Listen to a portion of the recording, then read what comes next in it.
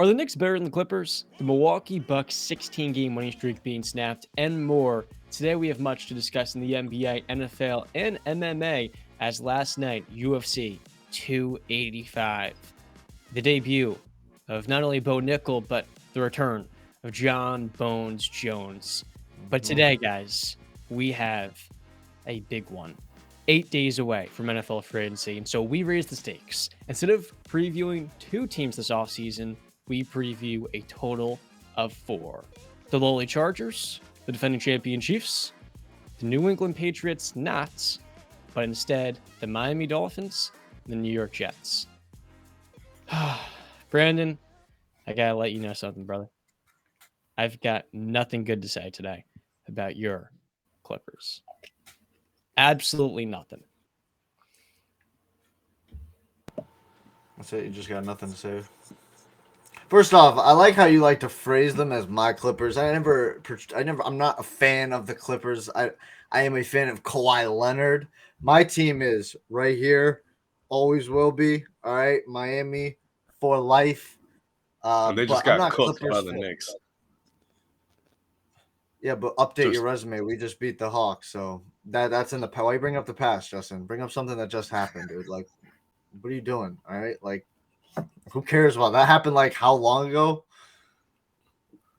Like 2 days ago. But that's like in the past though, because we just beat the Hawks. You got to update your resume consistently. You know, that's NBA. There's a lot of games. Have you guys done anything since that, or you're still riding off that win? We haven't played a game till tonight. Okay. All right. Stop bringing up stuff that happened in the past. Stop bringing up stuff that what? Play Boston. You play Boston. When do you play Boston? Tonight in Boston on ESPN. Check us out. Ooh. The greatest show on the court. The New York Knickerbockers. Anybody out? Okay, Robert Williams is going to be out. You guys are losing that game. They say that all the time, bro. So you just had nothing to say about my Clippers? Not my Clippers, though. I've got much to say, but nothing positive. The Clippers are pretenders. Okay. Let me repeat that. The Los Angeles Clippers are pretenders. Yeah. And it's not because of Russell Westbrook. On a current 5-game losing streak coming off the All-Star break, I've seen a lot of people pointing at Russ specifically, but the reality is Russ is not the issue. And he's not even one of the 3 biggest problems. This team has lost their identity following a end pre-All-Star break that seemed like they're starting to figure things out. BC, we're going to have to start with you. This team has fallen to the play-in tournament of the Western Conference, the current A seed at 33-33, winners of just 3 games in their last 10. Nothing feels to be going right defensively as they are 1-4 this year without their starting center and Ivica Zubac. What the hell is going on? Well, you kind of you shot yourself in the foot with the statement you made, because you said it's not Westbrook. But then you said they looked like they were having kind of some success before the All-Star break. Yes, they were, John. They were, I believe, off the top of my head, 10-4 before the All-Star break, or before Westbrook joined them. I think they were 10-4. Since getting Westbrook, they're 0-5. Since I didn't know Westbrook was the only player they brought in. Time out. Since he's joined, 5 games, 23 turnovers. 23. Westbrook is, I forget he's been on. He's 0-7 in his last 7 games, Westbrook, that he's played in. Going back with the Lakers. Here's an even better stat about Westbrook. His last 15 games as a starter have all been losses. Thank you. That's the stat I was looking for, Justin. Yes. But again, it's and what's interesting, John, is you say now you're saying the Clippers are pretenders, Justin. Did he ever hint that the Clippers were pretenders before this? Before like a week ago? No, right? All 3 through the season. It's interesting that now he's bringing it up. Why now? Why 5 games into the Russell Westbrook experiment are you saying now they are pretenders when we didn't hear a peep out of you? When I was saying that they can win the championship, you didn't scoff or anything like that. You didn't say no, that there's no chance of that happening. But now, 5 games in, to the Russell Westbrook experiment, the Clippers are pretenders. Well, thanks for pointing out the obvious, Captain Obvious. When you add Russell Westbrook, it demotes them. I said that when they signed him. Yes, it does. How can you make that argument? They're 0-5 with them. He's got 23 turnovers in 5 games, John. 5 games. Last game they played, the Clippers had 7 turnovers. He totaled for 5 of them. Yeah, he was also a plus 10 in that game at 27 points. Oh my God. He was efficient from the field, but if you think about it, I mean, he's throwing in the turnovers there. It's a 1-point loss. I'm sure some of those turnovers counted to points on the other end. So few and far between. The game against Golden State, 3 for 12, 0 for 5 from 3. 4 turnovers, 8 points. Let's talk about Russ specifically. The Clippers this year are second to last in paint scoring. And this team, the problem with the Clippers is not Russell Westbrook. The problem with the Clippers is what it's been the last 3.5 years. They don't get easy looks at the rim, and they're a team that relies on tougher shot making offensively. Kawhi Leonard is a killer. We know he's a killer when he's on the floor. Part of the issue is he hasn't played back-to-backs. He's missed almost half of the season. And defensively, Kawhi is not going to put in all that effort he was putting in back 7 years ago when he was in his 20s. Defensively, the Clippers stink. Without Ivica Zubac, they don't know who they want to be. Is this the team that's going to go small the way they did in their Western Conference Finals run 2 years ago? Because they can't. They simply do not have the personnel. At the point of attack, their only good defender is Terrence Mann. And what I disagree with is Tyronn Lue benching Mann in favor of Westbrook. Because let's be honest, Russell Westbrook is a great backup point guard. He should not be starting. And Tyronn Lue starting him is a little bit ridiculous. But they need that skill set. They need his playmaking. They need his pace. They need his scoring at the rim. Now, you get what you paid for, Russ, right? There are times, as we saw in that Warriors game and versus the Kings, where if you play him in the fourth quarter, yeah, you're playing 4-on-5 offensively. But what he brings throughout a game and the injection of energy and scoring is something this team desperately needed. Beggars can't be choosers here. The Clippers starting point guard would have been Bones Highland if you're not going to go with Terrence Mann and Paul George playing those duties. And Bones is an even worse option currently.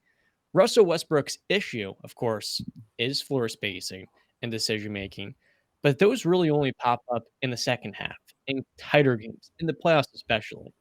I feel like playing 15 to 20 minutes a night, he will be a positive for this team. And saying that he is the issue when you brought in Mason Plumlee as well, who is not good, by the way. I could have told you that coming in. Mason Plumlee is trash. Every time he puts the ball on the floor, it's literally a hazard he's going to turn over. He can't defend. I mean, he's got a good connection with Russ. I have to say that those two players did a good job working together, but Mason Plumlee stinks. He should not be starting any game, and he's going to have to if Ivica Zubac continues the next time. He wasn't good in Charlotte. He hasn't been in a couple of years, and I hate watching him play, so maybe I'm being a little bit too hard on him. Eric Gordon at 34 just does not look like the same type of player he was a couple of years ago, and we're now starting to see that in a much more competitive setting. So, but first off, Mason Plumlee just a game ago put up 12 and 20. Mm-hmm. There's not a lot of centers out there that can go get you 20 rebounds in a game. A lot can. I feel like you're just tossing 20 rebounds away like it means nothing, but I guess. But listen, Mason Plumlee is not going to be a major issue. Mason Plumlee was brought in to be the backup center for Zubac. If Zubac got into foul trouble or if he did miss time, and now he can step in. So I'm not worried about that. If Zubac misses times in the playoffs, okay, you can worry about it. But right now, nothing to worry about. You bring up Eric Gordon. Yes, okay. I didn't agree with that move either. He's not what he once was, and even when he was what he was very streaky. He had those big explosion games, but for the most part, he was missing a lot of his shots. He was a very volume shooter, streaky, hot and cold, very hot and cold. I don't think we're pretty much disagreeing a lot on these points, John.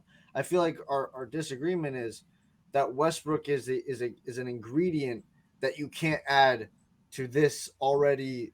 We know what the Clippers' problems have been. Like, we know that they play a lot of ISO ball and they take the tough shots like you referred to.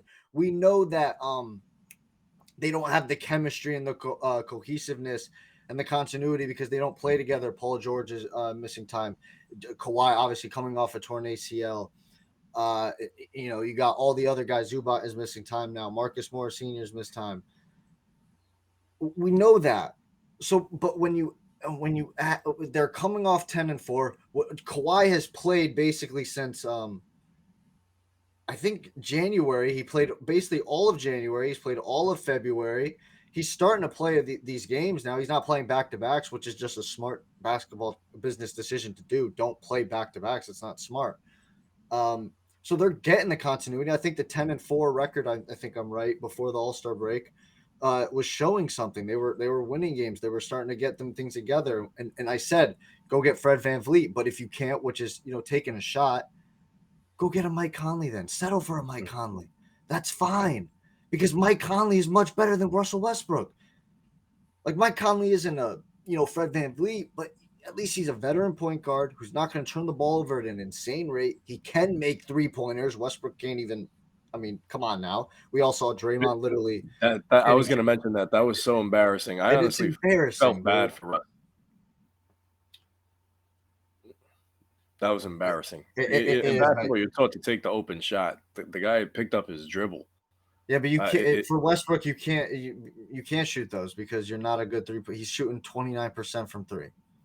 Like I've said, it's just a terrible fit, and you can't add that situation, the Russell Westbrook situation, to an already messy situation that's just starting to kind of get its legs under them. They're starting to crawl. You got to crawl before you walk, and that's what the Clippers were doing. And that's good. They had a month left to get into the playoffs to really start, running. Now you add Westbrook to that situation, and it's just not going to – it looks even worse now. I agree with you, though. I don't like the ISO situation ball. That's why I was begging for a point guard to get in there for them. Yeah. Or another guy who can because if you're going to play ISO ball, you need more than just you shouldn't need more than just Paul George and Kawhi, but you need another guy who's going to spell for them. And Norman Powell is streaky. So if you're going to have that streaky guy, Fred VanVleet, if you got the space for it and you can get it, go get it. But they needed that veteran point guard presence is what I'm saying, to really calm everything down, get everybody into their sets, call the plays, and run a more – like I always love watching the Warriors or the Spurs of 10 years ago play. I love that style of basketball, the movement, the off-ball movement, the screens, the ball movement. It's beautiful basketball to watch. I think anybody who enjoys the game of basketball can love that style of play. And we don't see that. We're obviously not going to see that with the Clippers, even though Kawhi does come from that tree. He is more of a ISO ball. But, yeah, so I don't know where we're differing, John. I guess, I mean, they are pretenders at this point. I don't see them going anywhere with Russell Westbrook. I think I made that very clear when they signed him. So, yeah. I'm not too remiss on just canceling the Clippers, though, for the simple fact that in the playoffs, you're not playing any back-to-backs. Kawhi is going to be available. And him taking the time out now, hopefully they get themselves out of the 8th seed and they get themselves a shoe-in spot for the playoffs, maybe a 6th seed at this point. I mean, the West is open for anybody. So I'm not going to rule out the Clippers just yet. I have too much respect for Kawhi and PG. PG is so self-aware and knows his game more than anybody that you just got to give him respect. And you could only hope that maybe, I mean, I can't even say he will, but you just could only cross your fingers and say Russ is going to positively impact this team come April and May. Don't you guys think Kawhi's a pretty big part of the Clippers' problems, though?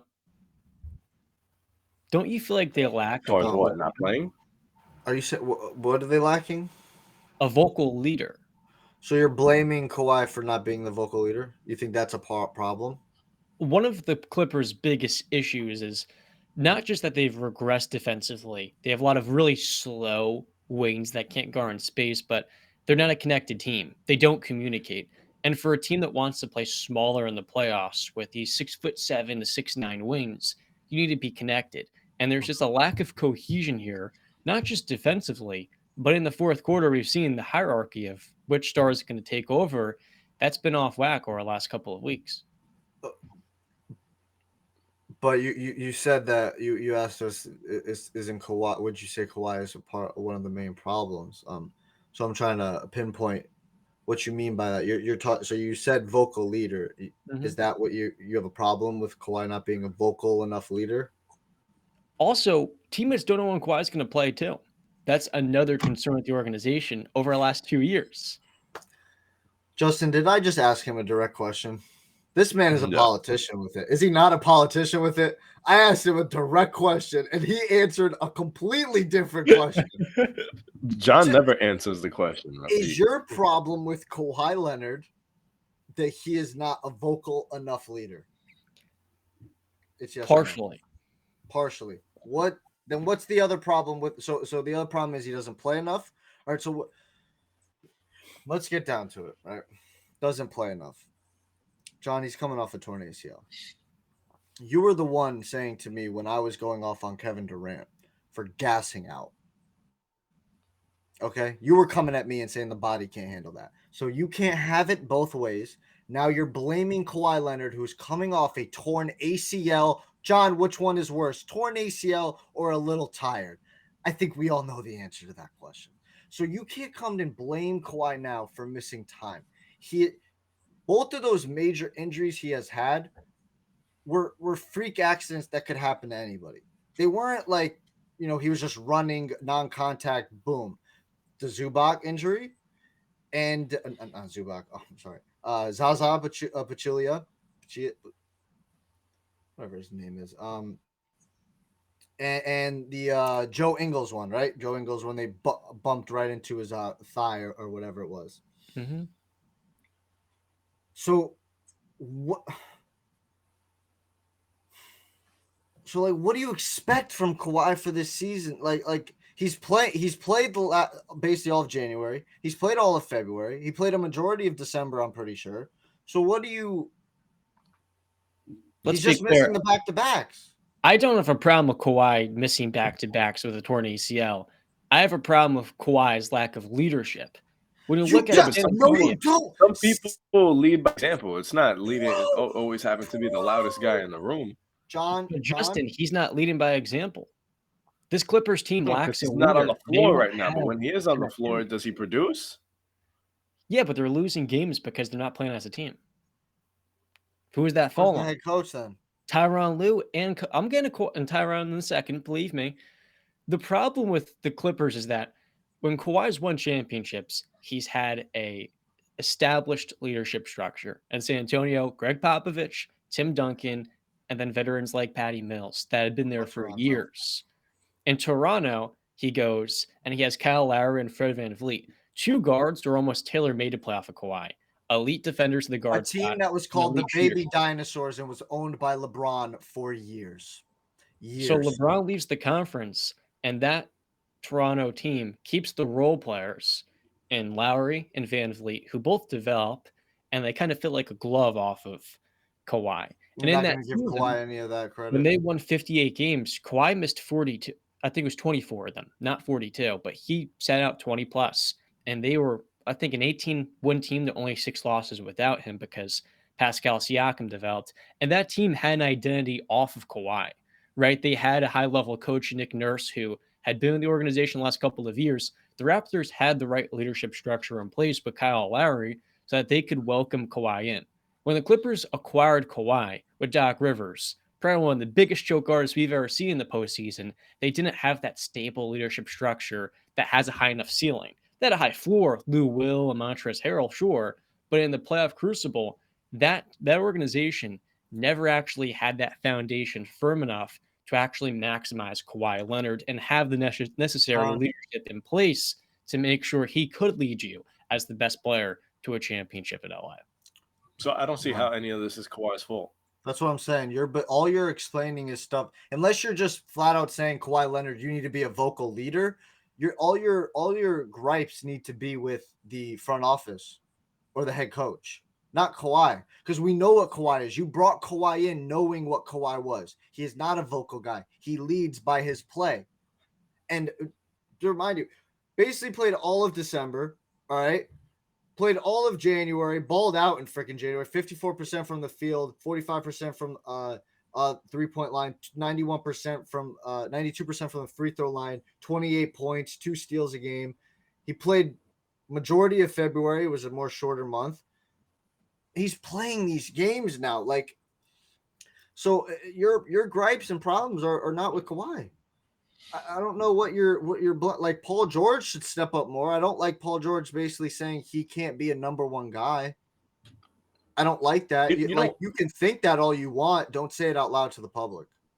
I don't like that. You know what I do find very interesting? We're talking about Kawhi with the back-to-backs, and I don't know if it was Paul George talking on JJ Redick's podcast, but him mentioning how back when he was playing in Indiana, at least in that time in the NBA, it was practice hard, go to play your game. Practice hard, play your game. Practice hard, play your game. And then occasionally they'll have the day off. And he said he felt that was more beneficial for his body. And now all this load management is making basketball players weaker. And it's just, his opinion. That's what Paul George when he has believes. a teammate that does that. That's what Paul George believes, is what you're saying? Yeah. If that's what Paul George believes, then I mean, he has a full right to say when he plays and doesn't play too. Like, if he feels ready enough to play, you can play then. I mean, you can have a problem. Again, why are we airing out dirty laundry? That's a conversation not to be had on a podcast for the world to see. That's a conversation, if you don't like that, for you and your co-star Kawhi Leonard to have a conversation behind closed doors. That's where that conversation needs to be had, not in front of the public. I don't like that, because now I'm going to say this. If the Clippers don't get it done, it's not Kawhi's fault, and I'll die on that hill. Paul George, your ass might be out of LA. I think Kawhi got sold a bag of BS by Paul George to get him to LA. And then I think Paul George sold him another bag of BS to get Russell Westbrook to LA. And this is just ridiculous. I feel bad for Kawhi at this point. He could have been a Knick. You make a valid point. He could have been. He was eyeing. Well, he wasn't eyeing, but they wanted him. The Lakers, and they had the cap space to get him. Yeah. It could have been LeBron, AD, and Kawhi, but Kawhi didn't want to go with LeBron. He wanted to compete against LeBron, and we never got to see that matchup. My issue with Paul George is that when he was competing with LeBron in 2012, 2013, going to the conference finals toe-to-toe, 2014, he was a player that was attacking the rim with maniacal intent, getting downhill before his leg injury. Yeah. And since then, while he's become a better player, better shot creator, he's less consistent in the playoffs. He's not that number one that we saw years ago when he was just averaging 20 points per game, because he only gets the rim 23% of his shot attempts. He's a player that, like Jason Tatum, which I have a gripe on, is not going to assert his will, that physicality. And that tone is something you need off of Kawhi. Paul George did a little bit more of that in their conference finals run and less of it now. Now, he's turning 32 years old. I understand it. I just don't think this is going to work for the Clippers. As Brand said a few weeks ago at the Mavericks, hey, look, is the team more likely to get knocked down in the first round or go to the finals? I feel like that can be applied directly to the Clippers. I really don't see any playoff Let me repeat that. I do see playoff expectations and that they're going to get bounced in the first round. I do not really see a realistic outcome where they're going to make it to the finals. Well, the theory is sure they can. The reality is you have 4 weeks left in the season, and the timer is counting down quicker and quicker. For Ty Lue to figure out these rotations, he's had a lot of different things to sort out over the year. There aren't many excuses left for Ty, right? He probably wanted to bring Russell Westbrook too. It wasn't just PG, because he saw a need for that skill set, right? And with Ty, it took him a while to actually put Robert Covington back into the rotation. Rocco might be their best 3-and-D win in the team, so it didn't make much sense. He comes right back into the lineup. What do you know? He has 16 points, makes 3 3-pointers, and is making a difference in their most recent loss by 1 point. It's not that they're not capable. It's that the Clippers have not figured this out through 4 years. That is so concerning. Next year will be the halfway mark of a decade for this era of Kawhi and PG. And they're literally going to have one playoff run to show for it. Mm-hmm. Yep. That's why I say Paul George might be on his way out if they don't get it done. I disagree. Go ahead. That's why I say stars are a little bit overrated. Superstars are a little bit overrated today. The New York Knicks are on a current 8-game winning streak with 2 stars playing at a superstar level, J-Ray, and Julius Randle and Jalen Brunson. I thought Brunson was going to be good coming into this year. I didn't think he'd be All-NBA good. And Julius Randle, Justin, versus the Heat 2 nights ago, hit a game winner to cap a 43-point performance that we haven't seen since early last year. I want to get your takeaway at this Knicks team. Right, it's been an amazing year for those 2 stars, but how can Randle actually build off of this and keep this level of play up in the postseason? Where currently you guys are, this is a really interesting matchup because of Tom Thibodeau's defensive preferences and the team at hand. You're currently on track to play the Cleveland Cavaliers in the first round of the playoffs. Bring them on. First off, Justin, lucky ass shot. Go ahead. Say what you want, bro. No, it's not what I want. It's a fact, and you can't disagree with that. You know it was lucky. He wouldn't have made that shot again even if he wanted to. Get out of here. Go ahead. Refs were outside all game. First off, you guys were lucky enough to even make that comeback. Refs were giving you a lot of calls, but anyway. You want to talk about blowing calls? What about Tyler Hero stepping out of bounds? He ain't step out. You should not even be complaining about calls because of half of the things that went your way in that game. But John, on your point, Julius Randle is a better player today than he was in 2021, and that's saying a lot because he had an All-Pro season that year. I think going into the postseason, him not really having to shoulder the load or feel that pressure of being the guy, because you have a guy like Jalen Brunson, and while RJ still gets crap from people, he's a better player than what he was in 2021 also. IQ is probably, in my opinion, the 6th man of the year this year. I know a lot of people want to argue about Malcolm Brogdon, but the only award he's getting is the most missed man of the year. But I'm telling you, guys like IQ, OB, Hartenstein playing inspired basketball, us getting Mitch Robinson back in the fold, I think we're way better than what we were in 2021. So what we need out of Randle come the postseason, no, we don't need 40-point games, but it would be nice, absolutely, if he can do it as efficiently as he did against Miami. But that's one big night. When this team is playing together, and that's what makes this Knicks team, so I feel, going up against a Cleveland, going up against a potential Philadelphia team, if we get lucky enough to get to the second round of the playoffs, is we have depth that can compete. In this 8-game win streak, it hasn't always just been stars showing out. No, it's guys like IQ stepping up to the plate. It's the depth on this team that is making us so special, that has made us so dangerous. And we have the second win streak in the NBA behind Milwaukee right now, and that is not by an accident. I think this team is so different from 2021 because they're not just playing with Tom Thibodeau as their head coach. They're playing for him now. And I think you can really see that. Just that little highlight of Jalen Brunson walking to the bench and said something to Tom Thibodeau, and you see them smile, fist bump. Things are feeling good. Julius Randle said it. They love each other. And I'm not trying to, make it seem like it's all sunshine and rainbows, but yeah, the team loves each other and playing in spot because they're with each other. And I think it's very evident when you watch them on the court each day now. It's so weird to say this as a Knicks fan, but every single game that I watch, I believe we have a chance to win. We're a way better team than what people actually think. Currently the best winning streak in the NBA, because the Bucks last night took an L. Oh, Bucks took an L. Knicks got to keep it up. We got a big matchup in Boston tonight. We got to keep this train rolling. Listen, I'm sure we're not going to – the streak is going to end at some point. But as long as we can play good basketball, I'm telling you guys, the Knicks are the laughing stock of the league, and rightfully so, for very long. Anybody saying that they're just going to get ousted in the first round the way that they did against Atlanta 2 years ago, there'll be a much more of a fight out of this group than that last. I can assure you of that. Sure. Listen, I'll just say what I told you, all right? The sun shined on you that night. And that's fine. It shines on everybody every certain night, and it just happened to be your guys' night, which is fine, right? But pride cometh before the fall, Justin. I'll leave it at that. You know, Man, that one loss my really biggest. took us on. Huh? What happened, John? That loss really took a toll on you, Brennan, huh? Because they've got 7 other nights where the sun shined on them pretty brightly.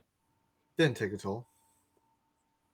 I don't know. Those little games add up by the playoffs, or by the playoffs. And if my memory serves, the Knicks are a higher seed right now than the Heat. And it doesn't seem like the Heat are trending upwards. While the Knicks, they keep getting better and better with a younger and younger team with, let's be honest, no bad contracts on either that are inhibiting their current salary structure, too. Or you mean a contract that you liked when they signed it? Pat Riley still doing the Knicks favors 20 years later. Yep. Yeah. Switch up is real. You know, my biggest concern about the Knicks going into the postseason is our second half struggles. We can't have a 17-point lead and blow it the way that we have. I feel like with all the games that we've blown this year, double digits, if you wipe away maybe 4 or 5 of them, we're the 3 seed. All right. You know so what? You know what? I'm done. I'm done with it with the hype up. Bro, okay, congratulations. Give you a little round is of that applause. not true? A fortune cookie. You want a fortune cookie? You guys have done really well this year, right? Really well. But let's not blow this out of proportion, okay? You guys at best might get out of the first round. Might. All right. You're hoping that Philly doesn't drop a couple games and they're the 4th seed. Because then you're definitely getting bounced in the first round. All right, you're hoping that Cleveland stays in that 4 seed so you can have Cleveland, because I think you guys can make that a tough series. I think it goes 7. I think Cleveland wins, but I think it goes 7. So let's just not stop it. All right, you guys are. What did I say that was so bad? No, because you just kept going to continue. And I thought about the tweets and the texts you sent me, and I just kind of got sick and tired of it. Goddamn sick and tired of it. Because listen, I'm not gonna be here, Miami Heat fan, and blow smoke up my own team's ass. I have stated many of times in the past that if we don't make a move for a Donovan Mitchell, we are stuck and we are going to get left in the path. So I have eyeballs and I can see in the future of what my team possibly could be and how it could be bad. I understand that. But you Knicks fans, man, you're sick. I'm sick. I'm sick of it. You guys have no future either. There's no star or superstar in the horizon for you guys coming up. What have you been watching? In the year of 2023, Jalen Brunson is one of the 3 best guards in the sport. Jalen Brunson is a number 1 on a championship team. Last year, he was number 2 on a team went to the conference finals, and he's gotten a lot better since then. Oh, I'm asking you a question. Is Jalen Brunson a number 1 on a championship team? I'm genuinely curious. I want an answer from both of you guys. Is he a number 1? Comparing him to a Giannis, a Jason Tatum, an Embiid, who hasn't even gotten to one. Jokic, who hasn't even gotten to one. Steph, Kawhi, LeBron. You want me to keep going? Is Jalen Brunson is that type of dude, is what you're saying to me. Look where the Knicks stand in the seedings. I'm asking you a direct question. I'm asking you and Justin. I know Mr. Politician over here won't give me a direct answer because he knows the answer. Let's see if the Knicks fan is objective enough. What's the answer to that question? Is Jalen Brunson a number 1 on a championship team, Justin? I don't believe we're a championship team. So I'm not. No, he's not. I still believe we're probably another star away. No, I'm not gonna say he can be the number 1. Then honestly, I ask you this. Shit, you know what? Let me take that back. He can be. Why not?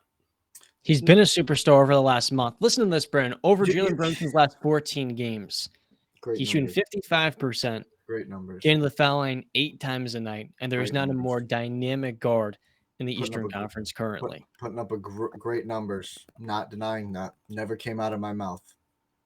We're splitting hairs. This is what we're doing. This is what we do. Okay, we split hairs when we talk about elite. If you want that in your name, in the name with the other elite players, this is what we do. We split hairs. Okay, I'm not being disrespectful. I'm being very kind. He is doing great things right now. He's having a great season.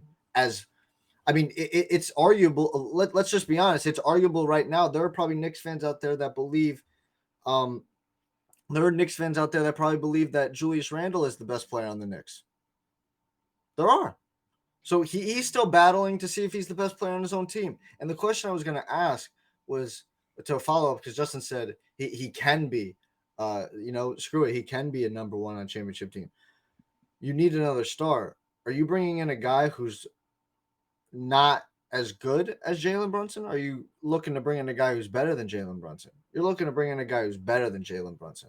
And that's what I've been saying, is that, are there any of those guys out there in the horizon coming to you? No. So when we're splitting hairs and we're saying, I'm literally asking you a direct question, is you're saying Jalen Brunson can be a number one on a championship team. So you believe that Jalen Brunson can be up there in the names of a Giannis, a Jason Tatum who hasn't won one yet, an Embiid who hasn't gotten there, Jokic who hasn't gotten there, LeBron, Steph, Kawhi, all these guys. That's what you're saying to me. No, I don't believe that Jalen Brunson can be on the level of a Giannis Antetokounmpo, because nobody fucking is. Level. That's not what I said. Don't take words out of my mouth. Jalen Brunson doesn't need to be. For his name to be a number one on a championship team, your name has to be up there with those guys. Not the same impact, not the same level, but you have to be up there. Your name has to be up there with those guys. I think part of your lack of respect for the Knicks stems from your big picture thinking, where you don't acknowledge basketball is about taking steps forward. Not everybody can be the Miami Heat where you go from missing the playoffs to the finals in a matter of a year, signing Jimmy Butler. Jalen Brunson has been nothing more than he's been nothing less than a superstar over the last couple of months. And nobody expected that. The Mavericks didn't know his worth. A year ago, he was getting a $55 million extension over 4 years, barely more in the mid-level exception. And today, he has been getting better and better, and he's 26 years old. So for the Knicks, it's true. Jalen Brunson and Julius Randle, they're going to take you only so far, right? In a conference that has Giannis, Joel Embiid, Jason Tatum, better teams, right? The Knicks can't beat the Bucks, and they're probably not in a playoff series going to beat the Celtics, right? But with how well Brunson is playing, when he already beat Donovan Mitchell last year in 2 playoff games out of 3, he is the best player in this Knicks team. He's shown he can perform in the playoffs at an elite level. And what's so special is that he's just now getting the opportunity. A lot of Knicks fans a year ago, not even a year ago, 6 months ago, were disappointed that they signed him. Jalen Brunson was a consolation prize, Brandon. Julius Randle was also a consolation prize 3 years ago. Listen to this. The Knicks starting lineup on March 4th, 2019 was maybe the worst you will ever see. And there are some pretty bad ones. So we had Dennis Smith Jr. at point guard, Damian Dotson at the 2, Kevin Knox and Noah Vonleh at the forward spots, Luke Cornett at center to go alongside Alonzo Trier, Emmanuel Mudiay, a rookie Mitchell Robinson, Henry Ellington, and Lance Thomas off the bench. Yeah, listen, I've first off, I actually liked Alonzo Trier a little bit. He had a good stretch there where he played pretty well. But I get your point. They have come far. I didn't argue that. I've said multiple times on the show that I like the base that they're building. They're building a good base. But what I've also said, yes, my big picture is I'm always looking into the future, because that's what the executives have to do. This is a business. We're trying to succeed for the future. So I have to look at my assets now and analyze them, what they can be in the future, and what other assets I can bring into the future. So I have to be aware of everything around me. So sorry if I'm big picturing you, but it's very important to do this. All right. And what I'm doing is there's nobody on the horizon for the Knicks. So you have this, what I'm saying is you have this good fundamental base. You have it. You're doing good. You're starting to walk, right? You're starting to speed walk a little bit. You're doing good. You're taking good steps up. But now you want to take that leap. Now you want to start running. Now you want to start jumping. You want to start climbing, flying. Where is that person that's going to take you there? And that's why I asked you, is Jalen Brunson that guy? And so, yes, his name has to be put into that conversation with those guys I named if he wants to be a number one on a championship team, because that's just what it is. That's the facts of sports. That's what we have to live with. So I don't make the rules, all right? I just follow them as they are. So I asked you that to be legit curious. And I think we all understand. I don't think that he can be a number one on a championship team. Justin, I don't know if you said, screw it. He can be a number one on a championship team. And what I was going to ask you is, well, you said they need to bring in another star. I'll ask you, do you think that star they bring in is going to be better or worse than Jalen Brunson? You would want it to be better, wouldn't you? Do you think it's a matter of fit. It's a matter of can they complement each other? So, huh? All right, so let's ask this, because John called him a superstar, which is just you're throwing superstar around. Please don't stop throwing superstar around like that.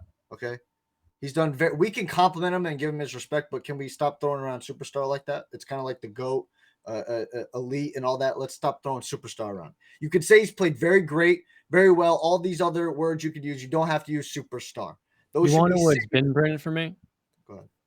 It's been the steady progression from good to pretty good to really good to special, and now he's ascended to a level of the best guard in the Eastern Conference. He's outplayed Trae Young. He's been better on both sides of the floor. He's been better than Tyrese Halliburton. All of these players are looked at as better players. Jalen Brunson outperformed in a less than ideal circumstance. Let's not forget what RJ Barrett's doing right now. Great stuff. I mean, I'm not going to. I mean, first off, the Eastern Conference point guards are pretty weak. I think we can all admit that. The talent is mostly in the West. You know what's my biggest thing with my baby. One of the biggest things with Jalen Brunson and the Knicks in general. I'm not gonna jump the gun and like John says, call him a superstar, because this is 1 year where he's really a leader on this team. We've had guys like Amari Stoudemire come in, light the world on fire in his first year, and that was it. We didn't see that same impact. Julius Randle, after his first year with the Knicks, did not look too great. After his all-pro season, it went downhill, and people wanted us to trade him, some of you guys included. So I'm not getting my hopes up. I would like to see this be sustainable. Jalen Brunson is absolutely killing it this year. I want to see it next year as well, because I've seen on the Knicks conversation Twitter is best New York signing since whom, and people were comparing it to CC Sabathia and the Yankees in 2009. Doesn't match up yet. Until we win a ring, until we find that other person to complement our team that can maybe take RJ's spot, because RJ has proven to be a little bit lazy on defense sometimes. Like he's a little spotty when it comes to shooting, inconsistencies. So once we find a guy that can fill that spot, I really believe that we really make a run, especially with the Eastern Conference being as vulnerable as it is. It's open. Yeah. I could see it. Justin, in a year. I want to comment before I lose my train of thought. Yeah. So I'm gonna leave you with this. You said, like, you've seen it this year and you want to see it next year too. I think we all got to remember this is the regular season. We're about to end the regular season. We have to see it in the playoffs again. I know he performed last year, but that was as a number 2. Now you're the guy. You're the number Really? 1. I didn't know that Luke could play in the first 3 games in that Utah series where he dropped 41 and then 31 points versus Rudy Gobert, who should have been the regular season defensive player of the year. Huh. I didn't know that. Rudy Gobert is a pretty good player now. Okay. I think you understand. Right. I think you literally, yes. I don't think you're understanding what I mean figuratively. Like, he is now the number 1 guy. Like the Mavericks team, yes, literally on the court, he was the guy for those games because Luka wasn't there, but it was Luka's team. Now the Knicks are, like we're saying, are his team now. So he's got to prove it in the playoffs now in the Eastern Conference on the New York Knicks with this team, which is now looked at as his team, which is not like the Mavericks series where, okay, it's your team for these couple of games, but then once Luka comes back, you're going back to Robin. You're number 2. Okay. That's a whole difference, like an interim. I still number feel 1. like this is Julius's team. That's what I'm saying, and I think you were going when I said that. Where I said I think some Knicks fans do believe that Julius is the best player on the Knicks, and John looked at me like I said I'm being. So it's not even like he's the number 1 on his own team yet. And No, I think it's not Julius Randle's team. Yeah, I mean, honestly, I'm sorry. I do because he's been there longer. He's been this there year longer for them. Listen to the stat right here. This season, the Knicks' 117 offensive rating ranks 4th in the NBA. Throughout the entire Knicks franchise, however long they've been in existence, I don't know the number. That is the best offensive rating they have ever posted. And it's not a fluke because they've gotten better and better as the year has gone on, as the lineup has matured. Jalen Brunson, calling him a superstar, yeah, it's soon and it's early, but it's the progression, it's the playoff performances, it's the difference that he makes. It's watching the game and seeing, you can't guard this guy. He's a high-level pull-up shooter, bordering on elite, that has probably the sickest rejection of a ball screen outside Donovan Mitchell in the league. I mean, his first step is elite. His finishing is really good for a 6-foot guard. He's got a post game. His bag is deep. You can't guard him. And he's just 26 years old. So it's not Julius Randle's team. It can't be your team.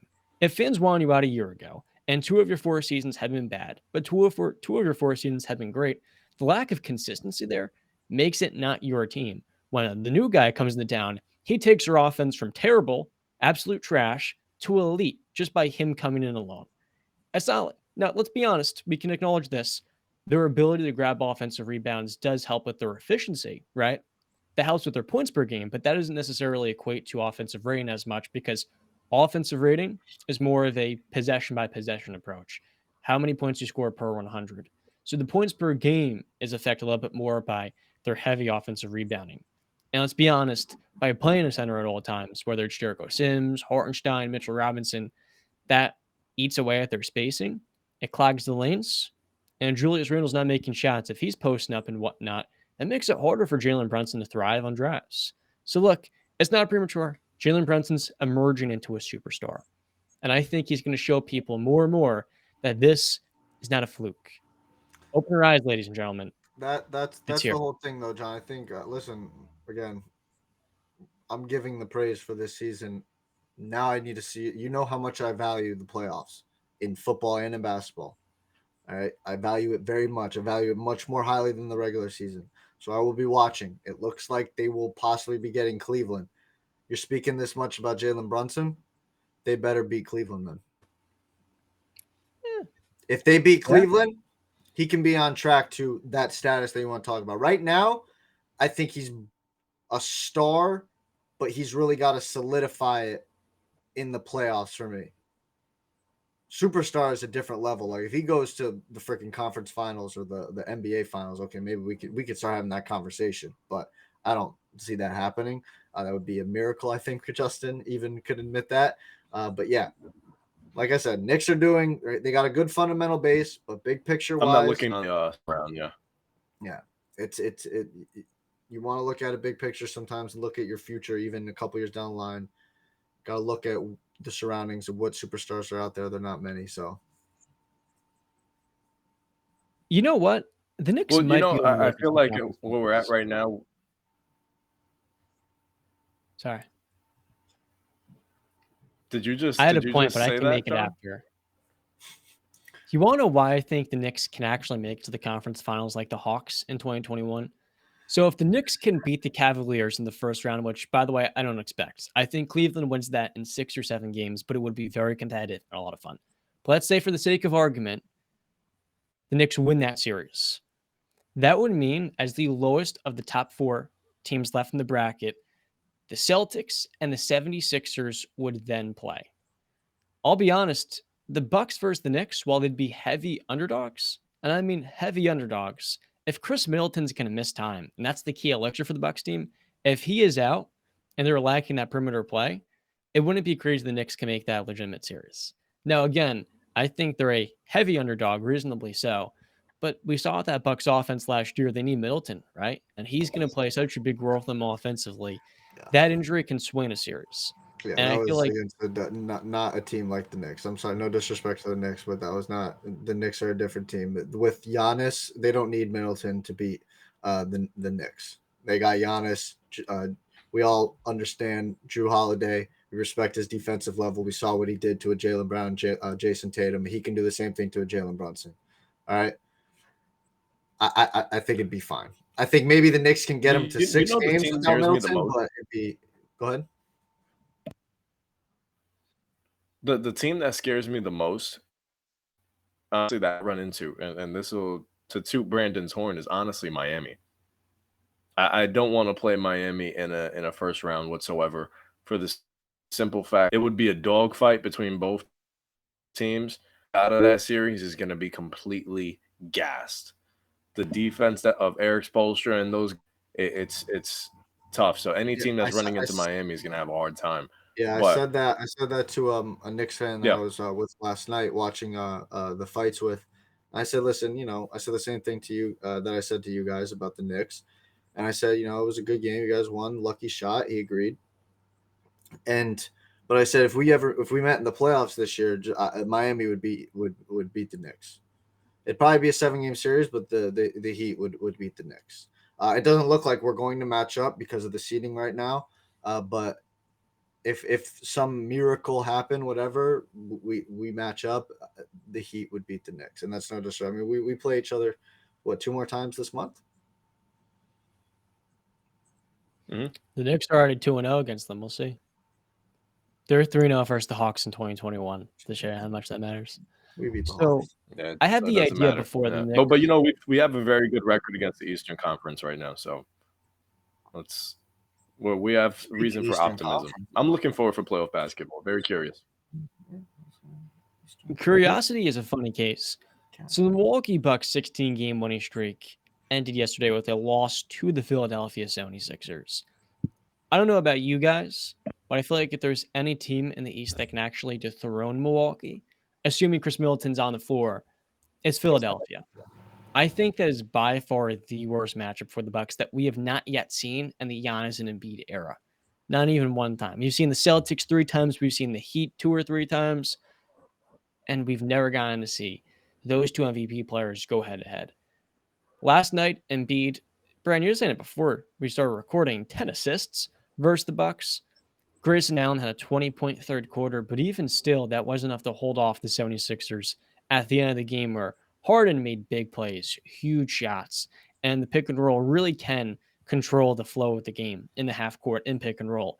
But then Embiid is just going to put bigs in foul trouble.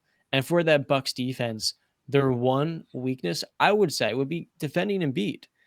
And I look at that matchup, and it's probably not going to happen unless the 76ers miraculously beat Boston.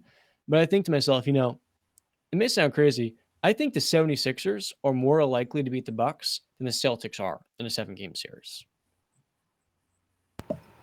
No, I disagree with that wholeheartedly. The 2 top teams are Milwaukee and Boston. Philly is a far third. I've made my statements pretty clear on why I believe that. James Harden's been a notorious choke artist in the playoffs. I don't have to go over the list of games that he has blown. Embiid, health-wise, has always been injured in the playoffs, even sometimes dealing with multiple injuries in the playoffs. Last night's game, I mean, listen, there was not much defense played. I mean, the Bucks had 4 guys who had 20 or more points, and Grayson Allen had 20 points. I mean, yeah. And the Sixers had 3 guys who had 26 or more points. And then Niang had 16. He had to go 5 for 6 from 3. That's freaking pretty damn good. Tobias Harris got injured in that game, but they never used Tobias Harris the right way anyway. They just tell him to go sit in the corner, and it's like you got a 20-point per game scorer right there on your team, and you don't use him. You just let it. It's that just goes into the NBA and how the teams are run mostly now, where it's just guy takes the ball up the court, everybody stand in the corner, pick and roll. It's just terrible. I hate it. And then Chris Middleton didn't have a good game, 2 for 8. I don't expect that in the playoffs. So yeah. But don't you think the playoffs, I understand your scenario that Embiid gets hurt, is about matchups more than almost anything. Like in the 1980s, I may mess this up entirely. The Celtics would own the 76ers, Julius Erving, but they struggled against the Milwaukee Bucks and Sidney Moncrief and Terry Cummings, a defense that was great. The Sixers may have been better than the Bucks back then. The Bucks played the Celtics in that dynasty much better, and they could beat them in the playoffs. That's where I come from with this Milwaukee team. I had this idea. It's not an idea. It's kind of just a realization. The Bucks are the best team in the NBA by far. And we know they're the best team, right? But in the playoffs, it's so much about physicality. And with Giannis last year, he struggled in that Celtics series at the rim. He really struggled late down the stretch, carrying that team, rolling them to 7 games. But I just feel like Middleton being on the floor alone, that type of attention he draws, coinciding with Joe Ingles, who's been shooting better, and Jay Crowder playing on both ends. This Bucks defense is by far the best in the league. They have the best rim protection. They have one of the very best point of attack defenders, but they're also one of the most physical teams. That offensively, you add in Ingles, you integrate Middleton back into the fold. I'm sorry, that Celtics offense, I don't trust Tatum and his consistency, given how low his floor is relative to Giannis and Brook Lopez at the rim. So I'm just looking at this Milwaukee team. That's my only concern with them. If they face up against Philadelphia, how would they look? Because I'll be honest with you guys, I don't think Tatum can beat them. If they're fully healthy, like that's the big X factor. Is Middleton going to be 70% of the player or 90 in 2021? Because back then, Middleton was inconsistent in that playoff run. But this Bucks team is so much better than the one that won a championship 2 years ago. And it's kind of crazy because one of their starters, and Dante DiVincenzo, is thriving in Golden State, and still, it feels like they don't even miss him. Yeah. But I will say this. Listen, in that Jason Tatum point, I've always found Jason Tatum very interesting of a player and how he's going to be looked at. I do find a very much similarity to a Paul Pierce, him and Paul Pierce. And that's why I think Jalen Brown is so important to the Boston Celtics. Because, yes, you got Jason Tatum, and I think a majority of people have Tatum over Brown. Some people, including myself, are very, very high on Jalen Brown, and I believe that he can be a number 1 guy in a championship team. As long as they got Jalen and Jason, they're going to be fine because those guys are just insanely talented right now. Sure. So I can't. If it's just Jason and Jalen, let's say Jalen's having a bad game, they're in trouble. But Justin, what was that? You freaking dodging something out here? I sneezed. I had to. Oh, I tried to mute myself. To add on to that, I remember when we first started our podcast, it was immediately after the NBA Finals, and we spoke about the Boston Celtics, and we mentioned how this is a team that we expect big things from for years to come as long as they keep that duo together. I think, John, you said you can see Philadelphia being the team to knock off Milwaukee more than you see Boston. Honestly, I don't. I think that was way too talented. I think Boston is a well-coached team. They're good on all phases of the floor.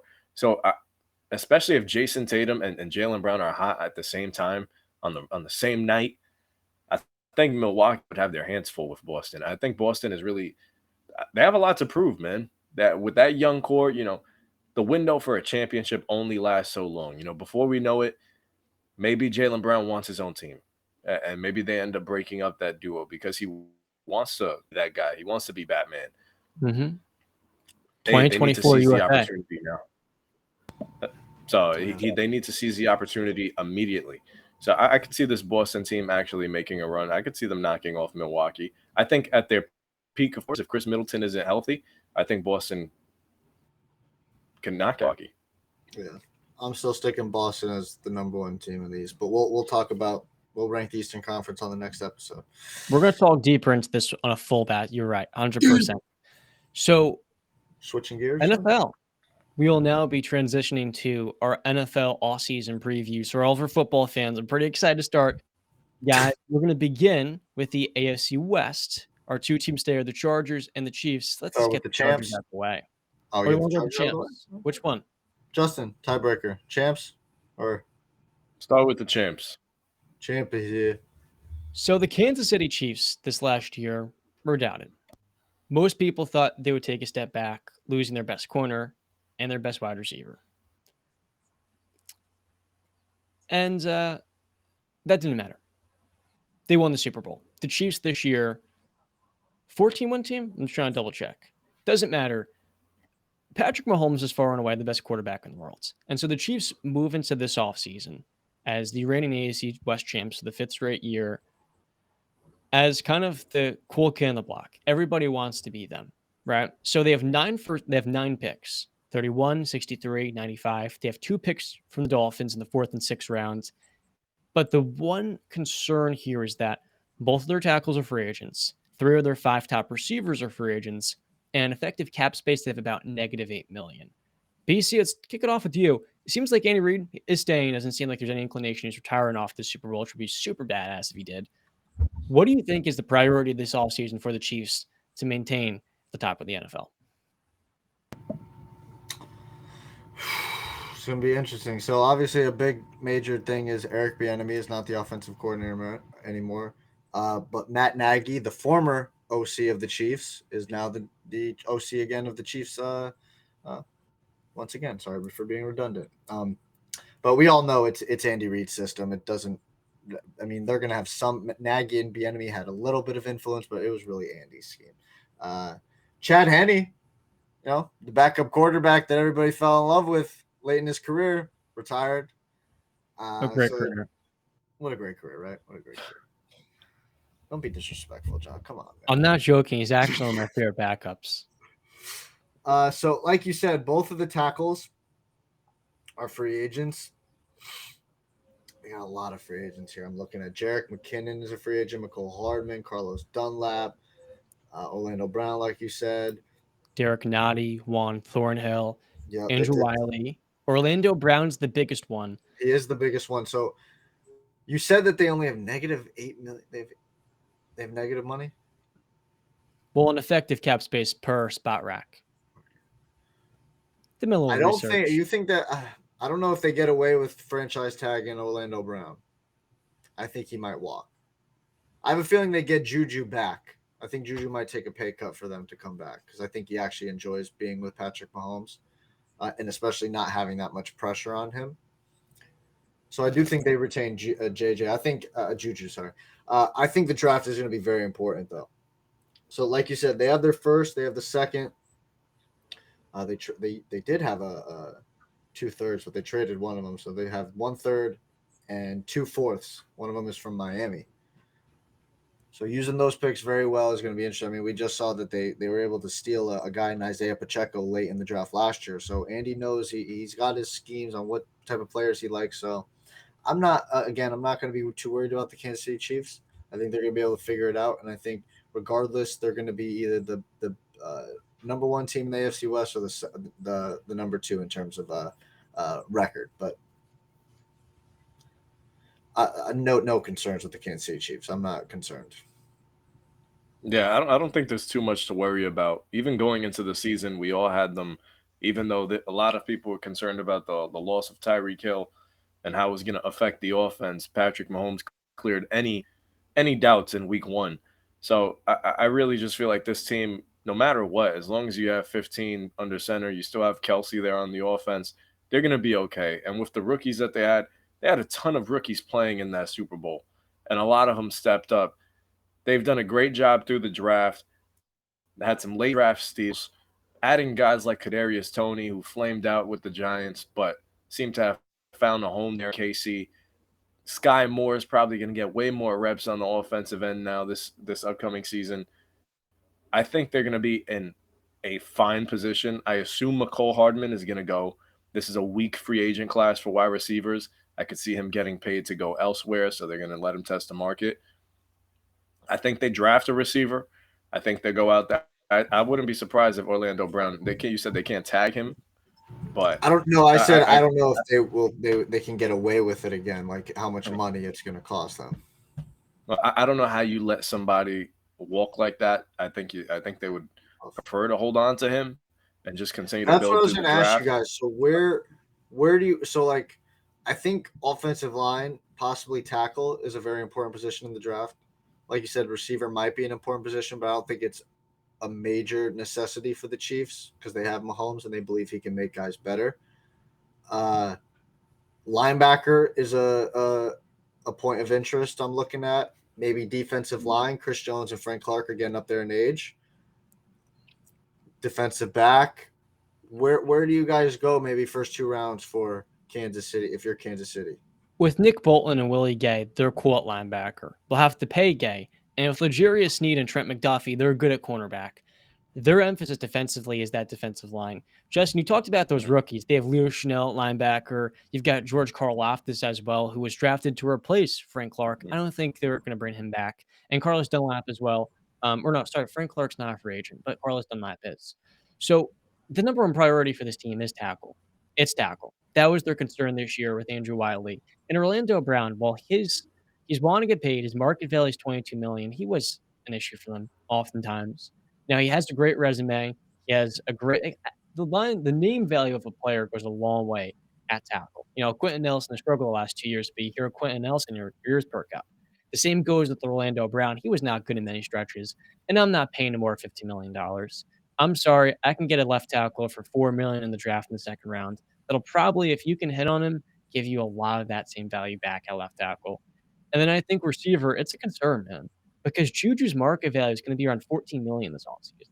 He just won a Super Bowl. With the Steelers, he was a great slot receiver that adjusted his role accordingly when Ben was regressing. He just had one injury-plagued season. So I look at wide receiver, Brandon, and left tackle, or right tackle, more so than left tackle as the two key areas needed.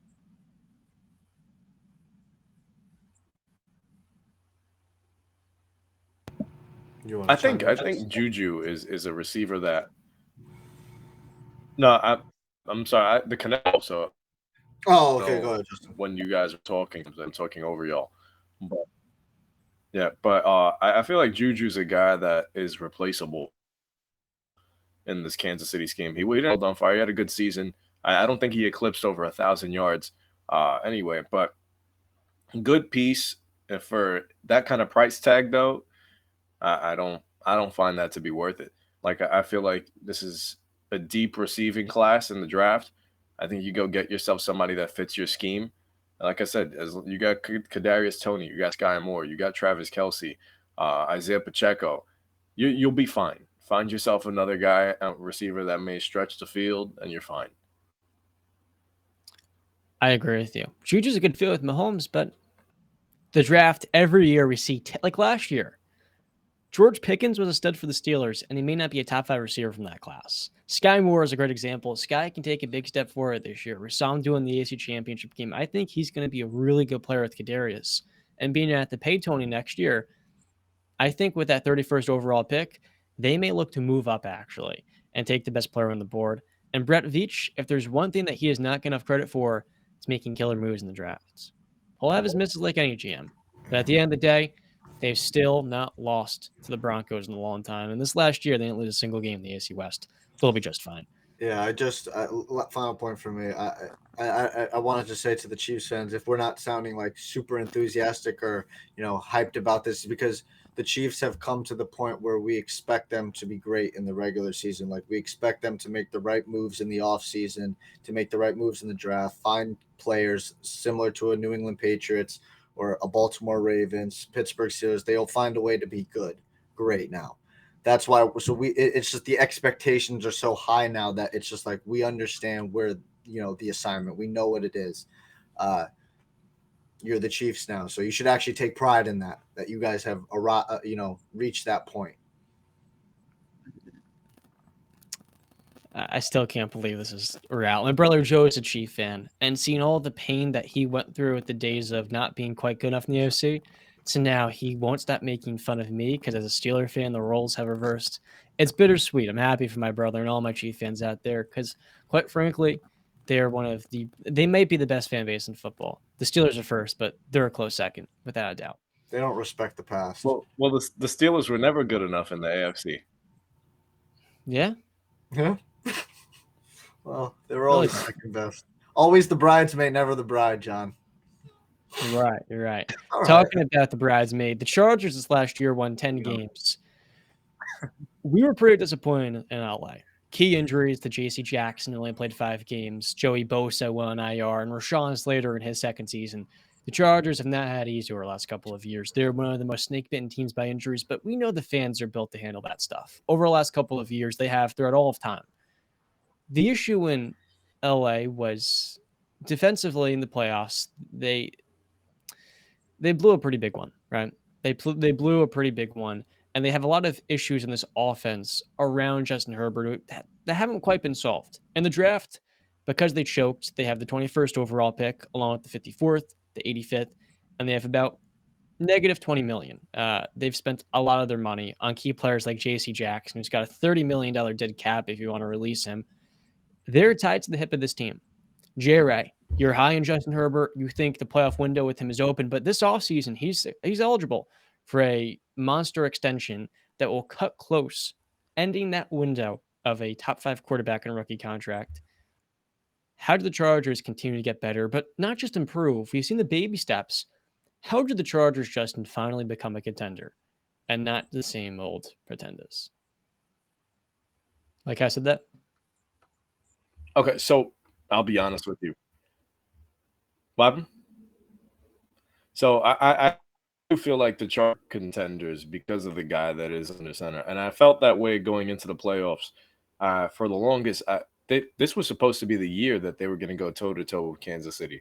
The offseason moves that they made, bringing in Khalil Mack, bringing in a J.C. Jackson, and for people that I think both of us had been pretty hard on their weapons this year, and if they add on the offensive end for Justin Herbert. But going into the season, I thought Keenan Allen, Mike Williams, Josh Palmer, Austin Eckler was more than enough on the offensive side. But I guess they were lacking that explosiveness, and lacking on top of injuries was just a recipe for disaster for the Chargers. And this is a good team, a good roster on paper. That's the problem though. Football isn't played on paper. It's not who's on your roster, it's what you on the field. And that was the biggest with the Chargers. I really believe if they'd gotten through the Jaguars, they could have competed with KC. They did it twice earlier in the season. They took them to the brink multiple times. They've been doing it for the last couple of years. I think the Chargers are a legit team. And yes, they have a lot of questions to be answered. Do you cut ties with Keenan Allen because he has a big cap hit this season? J.C. Jackson, if you're getting rid of him after 1 year, already a disaster of a move they made. But this team, like I said, as long as Justin Herbert is there, I feel more confident in their direction. I can't say this team can't compete because I honestly believe if you have that guy under center, if you have that main guy, an elite quarterback, he can take you to the next level. It's just about making the right moves now in the offseason, continuing to surround him with talent and invest in because if you're going to pay him as much as expected to get paid, that means it's all the more important now to hit on your draft because you can't just go out there with that big cap hit. You have to draft correctly, and you have to draft people that can make immediate impacts, quite like the Chiefs did this past season.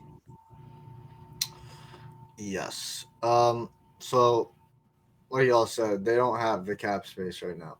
I'm looking at their free agents this upcoming year. I mean, the one that just pops off, the biggest one, Kyle Van Noy. That might be a tough loss. He's not, what he once was, but he's still a good, solid veteran piece that knows how to play high level football, and has been in the playoffs and in the biggest stages, and made some pretty big plays. They're probably going to lose him in free agency because they don't have the space. They've kind of got the team down. That's why they don't really need to make a lot of moves in the offseason, especially splash moves in free agency, I should say, because they made those moves. They have the players. They just got injured last year. Rashawn Slater, J.C. Jackson, Bosa was in and out. Keenan Allen was in and out. Khalil Mack actually, I think, played all the games. But yeah, they just need to get healthy and hit in the draft, like Justin said. The draft is very, very important. Those rounds, like you need to find a player. I mean, like you said, I think the one thing on offense they were missing was that explosiveness. Somebody to be explosive. I don't know if they go that first round. Maybe you go O-line first round. Maybe you get pick a defensive player because defense was kind of an issue for them here and there. So it'll be it, but I think definitely somewhere in the first 3 rounds you go get an explosive weapon to put in your offense that can game break because Keenan Allen's not gonna burn you. Mike Williams isn't gonna burn you. Austin Eckler is not like a burner. So Everett not a burner. You need that one guy that can, create a lot more space because they got a lot of possession guys on their team. You're right. So the good news for the Chargers is that Joe Lombardi is no longer their offensive coordinator. Thank you. Finally, Brandon Staley gets one thing right on that side of the ball. Offensively, the Chargers definitely need explosiveness. But the 21st pick, you have to go receiver early. I look at Jordan Addison. There's Quentin Johnson at TCU, who's got size and great length. Zay Flowers at a Boston College. He seems like a very late first rounder that could slip into the second. He put on some weight too. I saw a picture. I think he put on like 15 pounds of muscle. Really? I wonder what he'll be playing at. I think the obvious thing for them, though, is running back. Austin Eckler's amazing at the backfield, but he's never eclipsed 20 carries in a single game before. He's more of a complimentary back, that touchdown machine, great out of the receiving backfield, but you want him to be an extra weapon and not the focal point. We saw in that, I make fun of them, that loss versus the Jaguars in the playoffs. They weren't running the ball down. They weren't just punching it down the opposing team's throat. And that's an issue for them. With Justin Herbert, you don't want him to have to throw 50 times in order to win those high-level games. Let him throw 25. And I think for the Chargers, establishing a level of physicality offensively will then open up those deep shots. When you can add that dynamic on the ground, then it's easier. Now, Keenan Allen, you made the point, Justin. He missed 7 games this last season, and he just turned 30 years old. Do the Chargers consider cutting Keenan Allen? It sounds crazy, right? Because the last couple of years, one of the premier receivers in the league, but they can free up $15 million, and they'd only have a $6 million in dead cap for a player that, let's be honest, you save a lot of cap space, so you can replace him with a guy that's younger and maybe long-term brings a similar amount of value. And it's a tough decision, BC, sure, but I know it's a tough decision. I know, going by the Bill Belichick rule of thumb, get rid of him a year early and not a year too late. But for me, it's just like Keenan Allen is a very important, person in that locker room and on that team. I don't think Mike Williams is ready to be a number one. I don't think he'll ever be a number one, if I'm going to be honest with you. You need Keenan Allen. I think you keep Keenan Allen. I got to be honest. I would, unless you see out there that there's something that you can go get to replace a Keenan Allen, which I don't see. Like, I don't think you're getting a D-Hop. So I stick with Keenan. I don't think you, but I really want to comment. I forgot to bring up Kellen Moore, because he's a major part to this team that I'm really excited for. He is going to be, Justin Herbert and him are going to be best friends. He's going to help Justin Herbert. I don't expect to have the same season he had last season where his numbers were down. I expect him to be up there, 45 plus 100 yards, 35 touchdowns, above a 65% completion percentage. I expect these things because Kellen Moore is a great offensive coordinator. I think we all saw that in Dallas. Just go look up the numbers that Dak put up, the Cowboys put up in total. I think over Kellen Moore's tenure, he's only second in total offensive yards to, guess who? The Kansas City Chiefs. That's pretty good company. He's going to make Justin Herbert that much better. He's going to make this offense that much better. He's going to scheme up the open plays for Justin, and Justin Herbert's just got to make the right plays, to make the right throws. And I think we all expect him to do that. So great move by the Chargers to go get a Kellen Moore. Still iffy on a Brandon Staley. Not, a big fan of Brandon Staley as a head coach, but they got the coordinator right for the offensive side of the football. So now Brandon Staley hopefully can just focus on defense and, make that thing actually good, because that's what you were. And he's going to need a healthy secondary. This year, Nasir Adderley is a free agent. So is Drew Tranquil, who has started the last couple of years. Had a career-high 5 sacks last season, nearly 100 tackles. Shout out Asante Samuel Jr., though. Oh, for sure. When we talk about the depth of this young team, the younger players, Asante Samuel is an emerging star. We saw that 3 interceptions versus the Jaguars, had himself a killer game. And the flashes have always been there. He was probably a first-round prospect that slipped to them. That was one heck of a pick.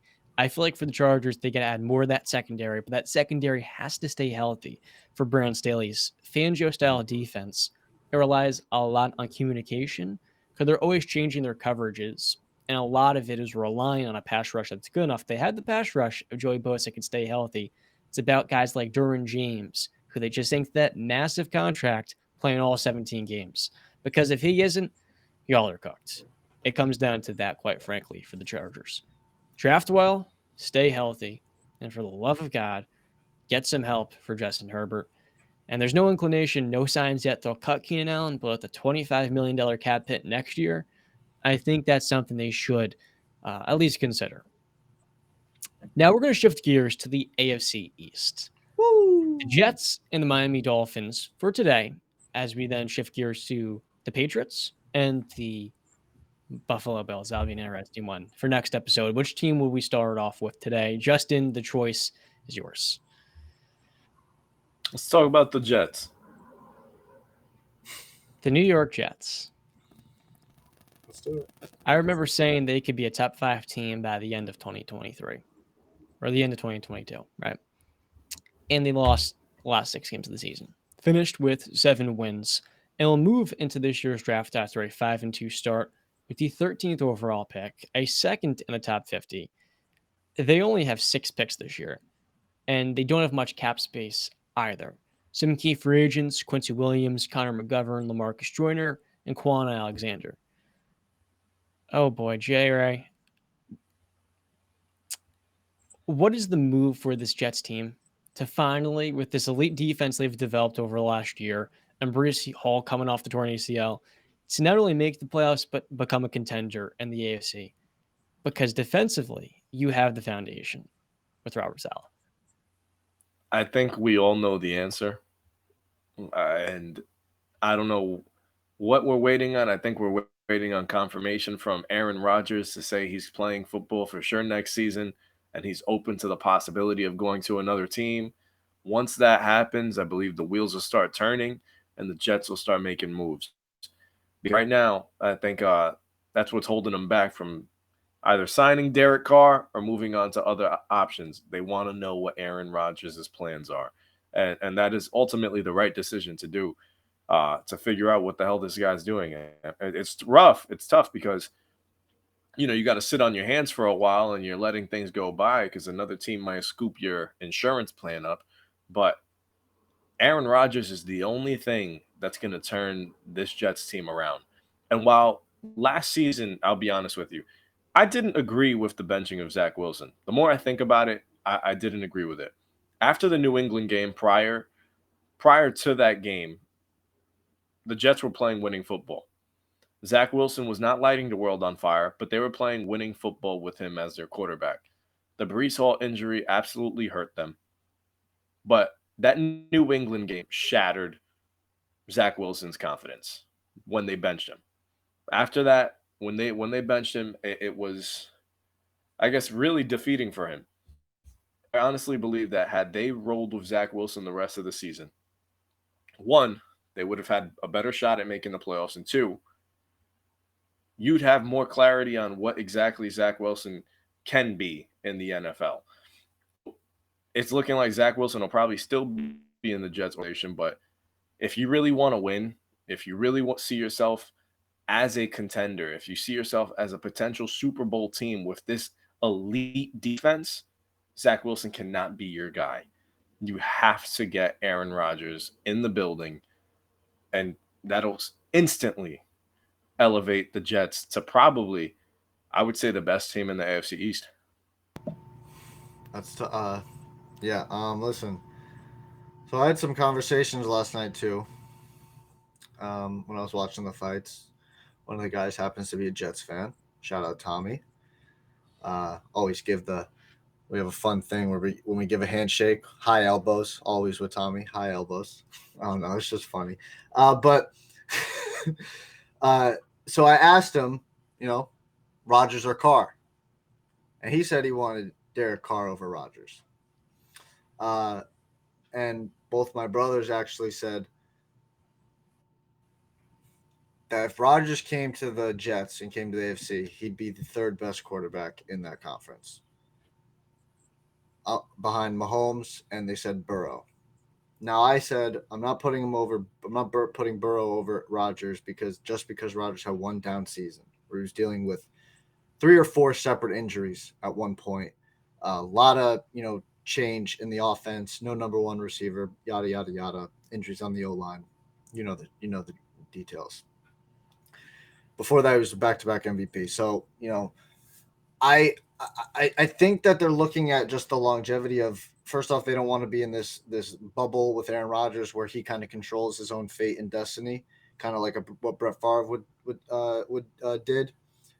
And they look at Derek Carr and they say, well, Derek gives us more of a confirmation, I guess you would say, more trust in Derek Carr to really know that he's going to be there.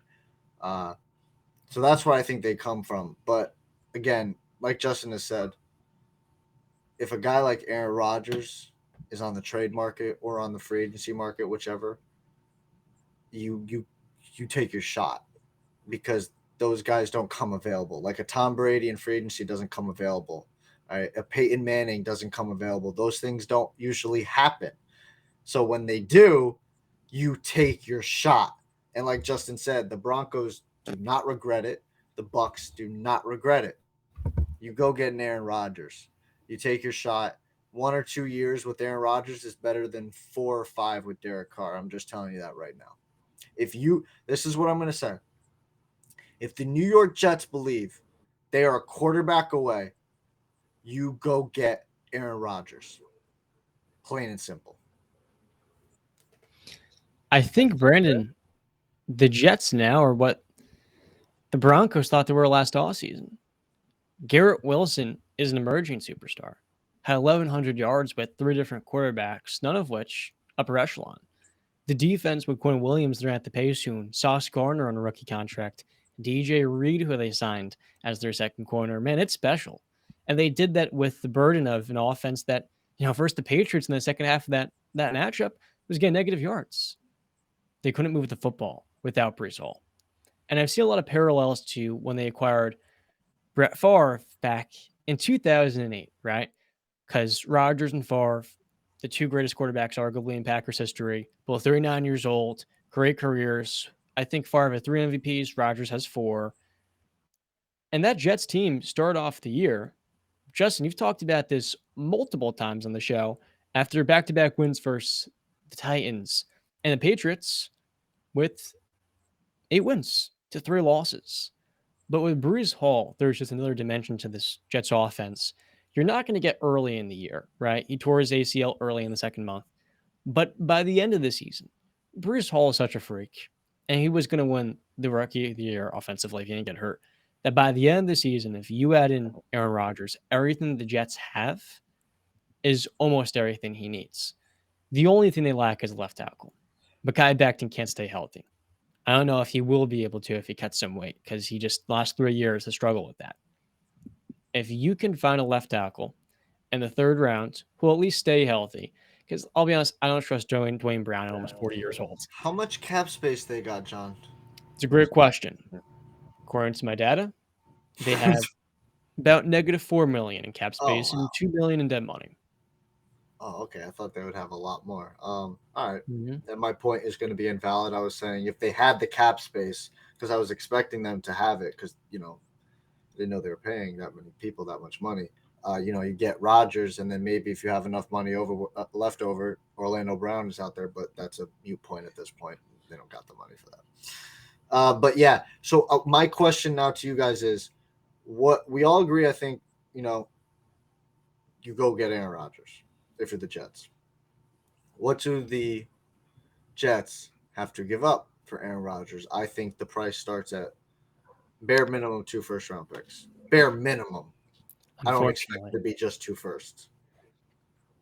The Jets would have to give up the same package the Broncos gave up last year for Russell Wilson, which was 2 firsts, 2 seconds, defensive tackle and Shelby Harris, a little bit older, and then also a couple of extra picks, day 3, and also a former top 10 pick and Noah Fant. I don't think the Jets have to give up many players, maybe 1, but you're gonna have to give up at least. Yeah, 2 I don't see anybody maybe they part ways with to give to them on the team. But yeah, I could see 2 firsts. It's going to be a steep price, man. What do you think, Justin? Yeah, it's a steep price, especially when you don't know how long the guy's going to play. It's rough. But if you get verbal commitment and you get him to sign a contract, well, he's already has a big deal. But if you have him for 2-3 years, I think you go out there and you throw as many draft picks as you need to. Well, I think he's got 2 years left, A young if I'm not team, mistaken. Yeah. Give it up. If the Jets believe their quarterback away, you go get Rodgers. Now, here's one thing I'd be remiss if I didn't mention. Brian, you asked how much cap space the Jets had, and I told you they really have none. And the good news is that they can clear up upwards to $40 million by cutting players or at least restructuring players. Great example, CJ Mosley, who they invest a lot of money into. Corey Davis, Dwayne Brown, Jordan Whitehead, even Carl Lawson, who came back last year off his torn ACL. All those free agents they signed at the start of the Salah era, they can restructure those deals. And maybe they cut bait with Corey Davis. And now they're opening upwards to $30 million to make a pretty big splash. But you have to keep in mind, a lot of that money is going to Quentin Williams. That boy, he's got to get his money. I mean, he was arguably the best defensive tackle in football this last year. I think he was personally. You heard that, Justin? He's got to get his money, all right? Yeah, I pay that, man. Aaron Rodgers knows. Aaron Rodgers knows. Hey, John, what does Aaron Rodgers say? What's the quote? Don't judge. Be curious. Be curious. That's from a movie. Damn it, I forgot what movie it's from. It's from a movie I've seen too. I'm gonna look it up. What do you say? Don't judge. Be curious. While you're looking at that, Brandon, the other issue for the Jets is that they don't have extra picks. All of their picks are their own. So it's not like the Broncos, right? They've had picks they can move. They got one for Bradley Chubb. The Jets don't have an influx of assets to invest into that offensive line. That's another key area of need for this team. The good news that Elijah Vera Tucker, who was a swingman guard, great for them last year, former top 15 pick or top 20 pick, his season ended shortly with a pec injury. He comes back into the mix. He's going to be a great player. I really think, though, you have to invest almost all of the rest of those picks into a second running back. They couldn't find that last year. They thought they did. Maybe it's Michael Carter. We'll see. Then surely the tackle spots. Because if you get Aaron, that's a good start. But the finish is actually protecting him, which the Packers failed to do last season. By the way, it's not a movie, it's a TV show, a great TV show. If you guys haven't watched, you guys need to watch it. Like, I implore you guys to watch it. Ted Lasso. Ted Lasso. Great show. I love Ted Lasso. Phenomenal. Fantastic. What a show. Yeah. You want to know what was also a great show this last season? Yeah, be a goldfish. What? You want to know what was also a phenomenal show this last season? What? The Miami Dolphins offense with the healthy Tua Tagovailoa. Yeah. So the Dolphins got off to a rocket hot. Let me repeat that. So hard. The Miami Dolphins got off to a rocket hot start in 2022. But by the end of the year, Tua had suffered multiple concussions, missed the end of the season. Teddy Bridgewater is even less durable. And remarkably, they're down to their third-string quarterback and Skylar Thompson. They finished the year with 9 wins. They then take the Bills in the wild card down to the wire. If they had Tua, they're winning that game. And now you look at a team that at receiver, you have the best combination of talent and speed in Jalen Waddle and Tyreek Hill. They were a cheat code this last season. At running back, Raheem Mostert was great, put on some weight, he stayed healthy. You have a ton of weapons, but Mostert's a free agent. So is Mike Gesicki, a former top pick for them that's been pretty valuable the last couple of years. And Trent Sherfield, the third receiver. Defensively, they hire Vic Fangio, but even then, they have a lot of expectations because they traded a first-round pick that they got, the last one from the Trey Lance trade, for Bradley Chubb, who they then inked to a monster 4-year contract, if memory serves, fully guaranteed. Brandon, you are a little bit lower on this Dolphins team for reasons I think every viewer will understand the moment they clicked on this video. What is the biggest concern with this Dolphins team? And this offseason, how can they kind of maybe cloud any of your judgment or skepticism with this team long term? Well, first off, I'm looking at, now this could just be Wikipedia, right? Wikipedia says they have their first round draft pick this year. They don't have their first round draft pick this year, right? Wikipedia would be remiss because their first pick is the 51st. 51st in a second. Okay. Because they don't even, they just say, the round one, but they say selection TBD. So That's what I thought. All right. But they have a lot of free agents, like you said. You know, some players that they picked up: Eric Fisher, Trey Flowers, Mike Gesicki, like you said, Melvin Ingram, Raheem Mostert, Jeff Wilson, Eric Rowe, Landon Roberts. They got a lot of guys, free agents, but they've got to, you know, we know they've got this talent on the offensive end in Waddle and Hill, and then obviously the mastermind of it all, Mike McDaniel. The O-line, they invested some money into it. The defense, they invested, you know, a bunch of players. There's a lot of good players on this team, but the one thing for me, the biggest concern is what it's always been, is Tua. I don't believe in him to be a high-level quarterback consistently, and I also don't have faith in him staying healthy. It's just a fact. It is what it is. It sucks. It's sad, but sometimes that's what it is. We've seen it before. Some players just, you know, they can't stay healthy. So that's my major concern. If they get a listen, you know what? We're talking about the Miami Dolphins now. Screw it. I'm gonna you know, I think I might have messed up earlier, but I'm gonna make my thing now. Right? There's a guy out there, quarterback, falling on some hard times. You know, made a resurgence somewhere on the West Coast late in the season. He's a free agent, and he's got there's a spot here. If the Dolphins are serious, they should call one Mr. Baker Mayfield to be their backup quarterback. And Baker should very much consider this spot. As I said, I'm pretty sure last year when he was a free agent, we were talking about this. I said Miami is a perfect spot because guess what? Backup quarterback. Tua is injury prone. You wait for your opportunity, and guess what? When you get that opportunity, you're not going to be stuck in a Los Angeles Rams team that has literally nothing. You're not going to be stuck on a Carolina Panthers team run by Matt Rule.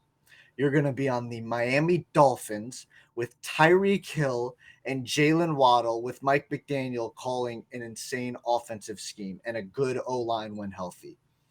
Baker Mayfield in Miami, I love it. I'd hate it for the Patriots to go against it, but I have to be honest, this is one of 3 or 4 teams, I got to remember the other teams, where I believe Baker should freaking consider and really go. And I think Miami, to me, is a number one option, should be his number one option. They should consider that. They should. As a backup quarterback, I'm just saying. I actually really love that. Yeah, that kind of got me excited. Yeah, that got me pumped up. So I would love to see Baker find himself in a spot like Miami, to see him with that gluttony of weapons too, with a trusted head coach that is developing quarterbacks. And you know, I would like to say, you know, Tua, feel terrible about all the injuries that he's had to go through. It's an awful situation because he was off to a fantastic start of the season. That, you know, that laser show that he put up in Baltimore, I think in week 2, week 3, was incredible. But it's very clear that Miami does need to consider moving on from him as their quarterback. And I wouldn't be surprised in the slightest if they actually go out there and draft a quarterback in the 2nd or 3rd round, just as an insurance policy that's better than Skylar Thompson or Teddy Bridgewater. Because I'll be honest with you, I think Teddy Bridgewater is a very old backup quarterback. But anyways, on the other end, this Miami team is very talented, and they missed a big opportunity because of the injuries to their quarterback, where they almost had a shot at winning this division. They almost had a shot at having a home playoff game, which would have been insanely important. And we spoke about that on one of our episodes when we were talking about which team needs home field advantage the most. And I said, Miami. You get somebody playing in that heat, it's a totally different ball game.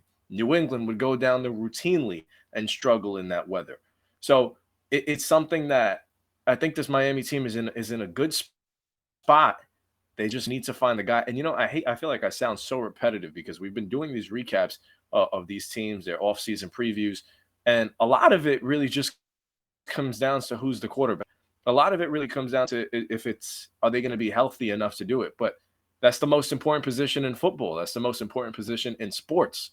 You need that guy under center. And Hey, Miami Justin, has been looking for that. And unfortunately, Tua hasn't been it. thank you for coming to my side. It took you almost a year, but thank you for coming to my side of what I've been saying all along about the quarterback. Wow. Feel validated again. So there's one thing with this Dolphins team that is yet to be mentioned that is a huge red flag, and that is still their offensive line. They signed Teron Armstead, and Teron is a great player, but he can't finish the season. They have Austin Jackson, who I believe they got the Nick Fitzpatrick pick. He is not a starting tackle, and their interior offensive line can be improved.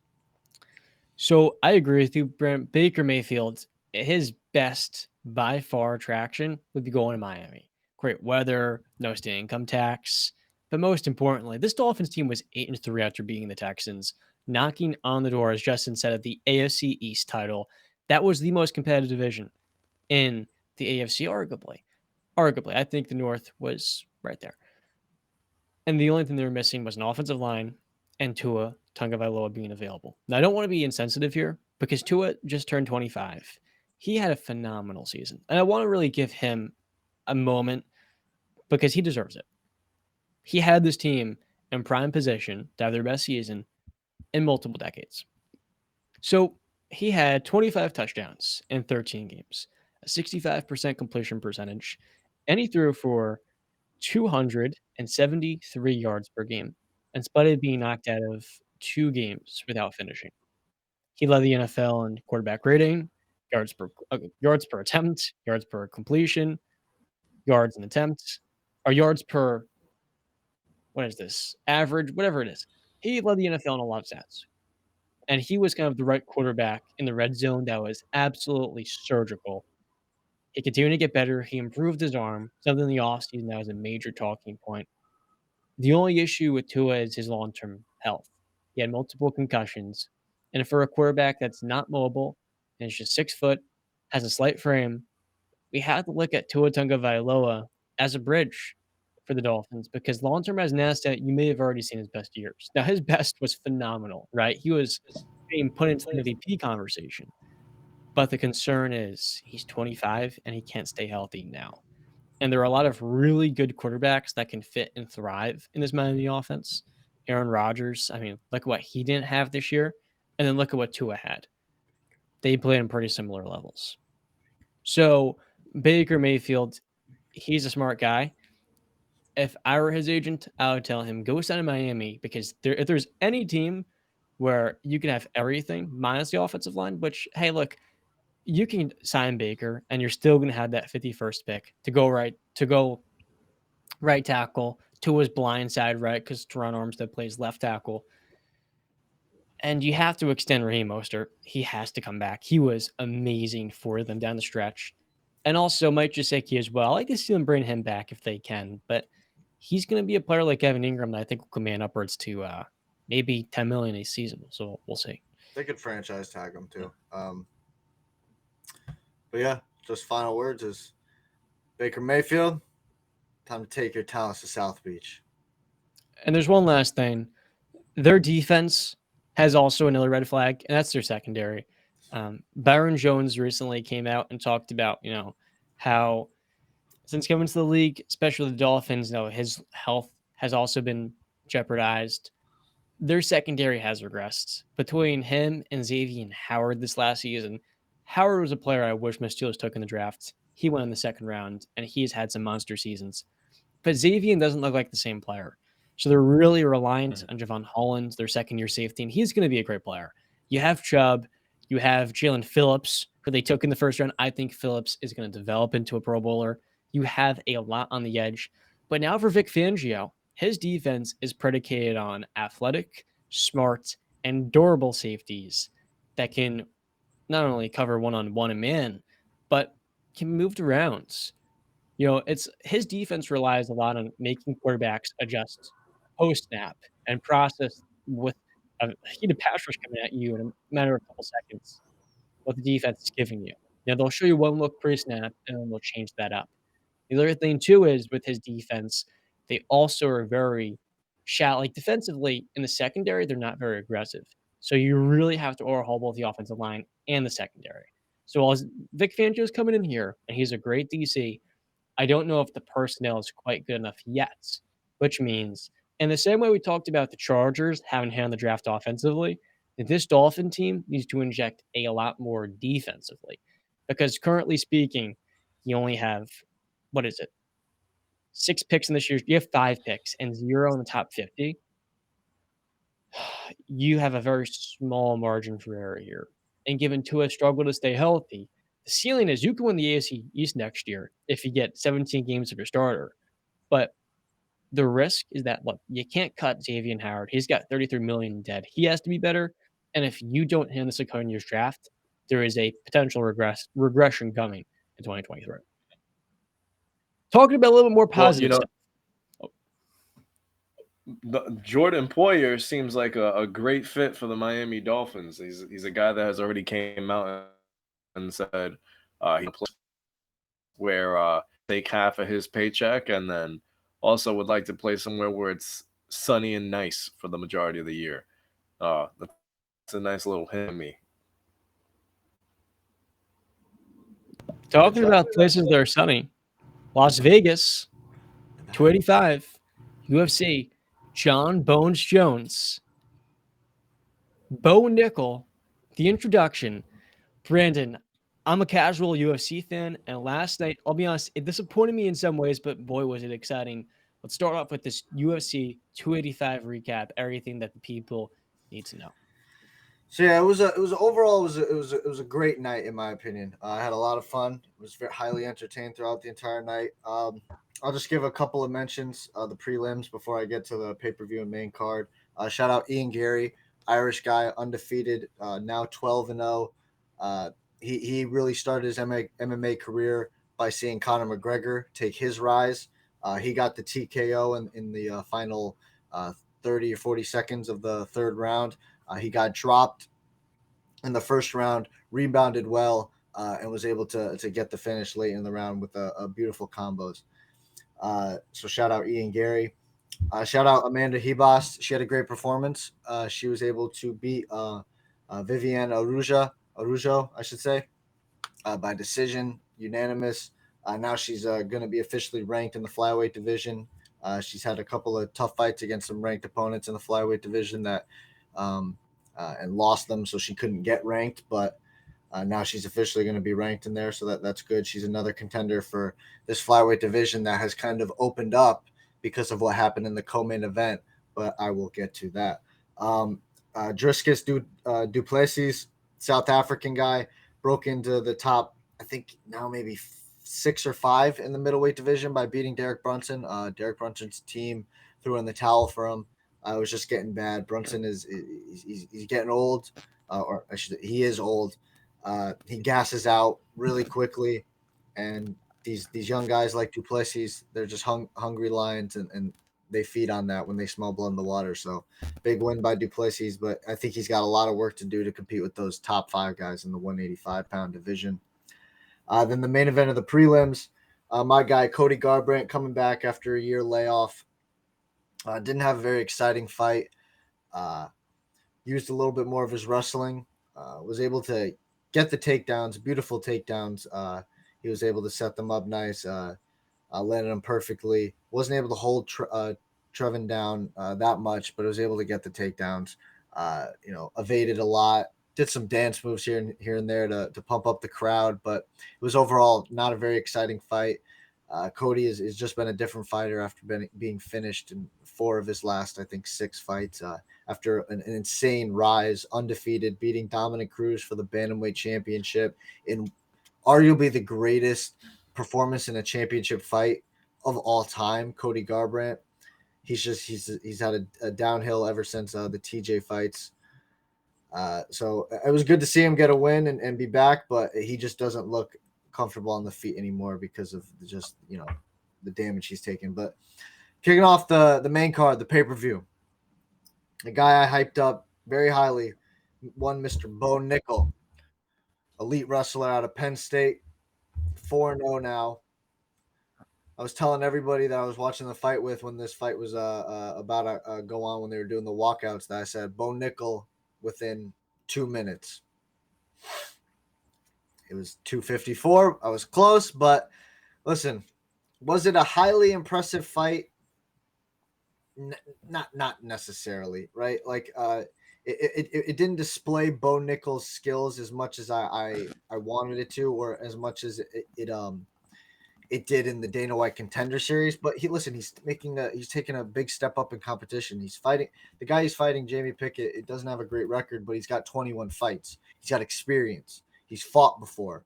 Bo Nickal's debut in the UFC, kicking off the pay-per-view of a John Jones fight. I will say, listen, I don't know if you guys caught that fight. Bo did. He definitely need Jamie Pickett in the nuts. It was pretty clear. The ref didn't see it. Led to the takedown. Yeah, led to the takedown, and then was able to get the arm triangle, which is what the finish, which was crazy, was he didn't even have it locked in the right way. He was trying to get his left leg out, and then he could have really cinched it in, but he was able to get the finish in that way. So that just shows you the squeeze on that kid. This kid, I'm selling the way Dana talked about him in the post-fight press conference. They're talking. I told you, sky's the limit. He got a first-round finish. He might get a top 15 guy next. This guy could be fighting for the title earliest, mid 2024, latest 2024, end of 2024, I should say. So just be on the lookout for one Bo Nickal. The next fight, Gamrot versus Jalen Turner. This was one where I don't want to be super disrespectful, but I was just in and out talking with people around while this fight was going on, so I'd have to rewatch it again.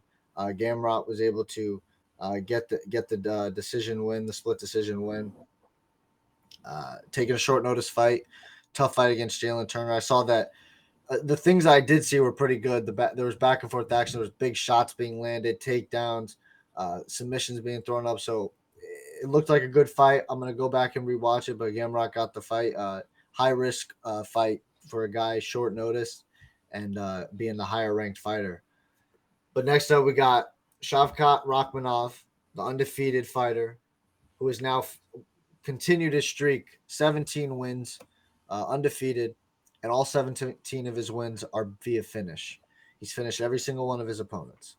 And this fight was fight of the night.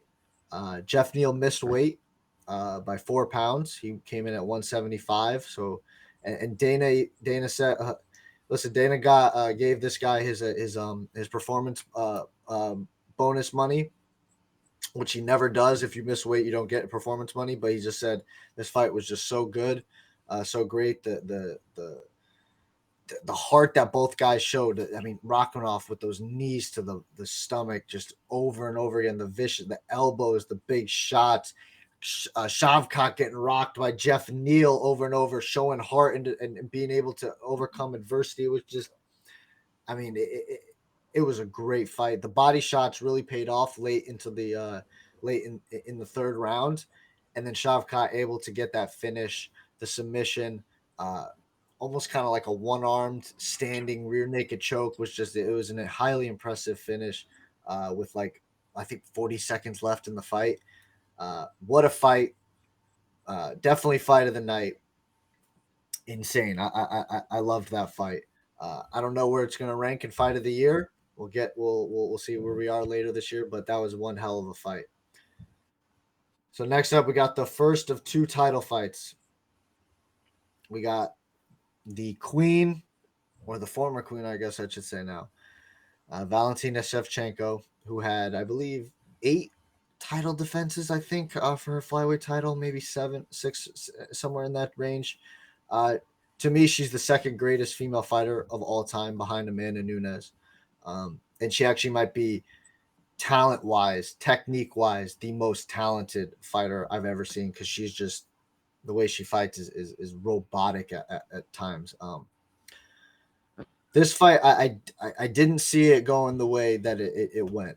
I thought Valentina was going to be able to take her down with more ease and be able to dominate the top position with more ease. She almost did in the second round. She got the crucifix position for like a couple seconds, but Alexa was able to fight out of it, show great grit and determination, getting up and Going into the third, I thought it was 1-1. I thought Grasso won the first. She was able to land a great 1-2 on Valentina. Oh, when she rocked Valentina, the whole room that I was watching it was like, holy crap.